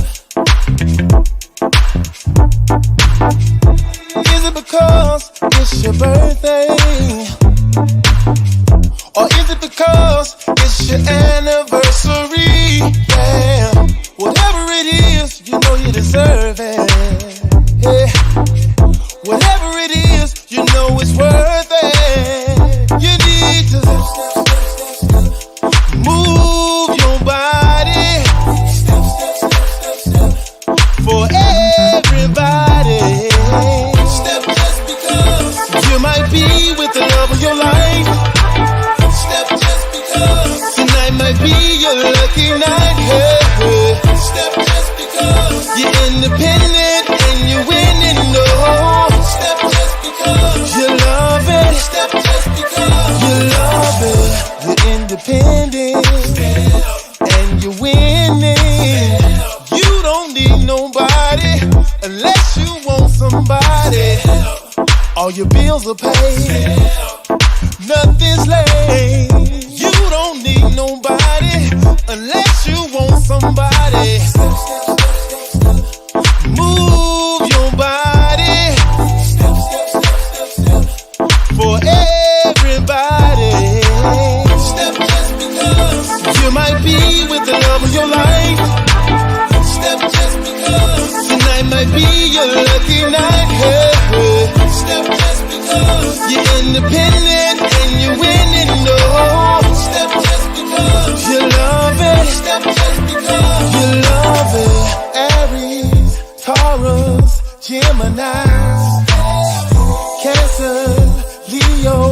Virgo, Libra, Sagittarius, Scorpio, Capricorn, Aquarius, Pisces, stay up with me. Step just because you might be with the love of your life.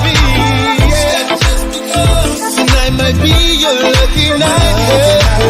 Step just because you're independent and you're winning your life. Step just because you love it. You love it. You might be with the love of your life. Tonight might be your lucky night. You're independent and you're winning the race. You love it. You love it. You might be with the love of your life. Tonight might be your lucky night. You're independent and you're winning the race. You love it. You love it.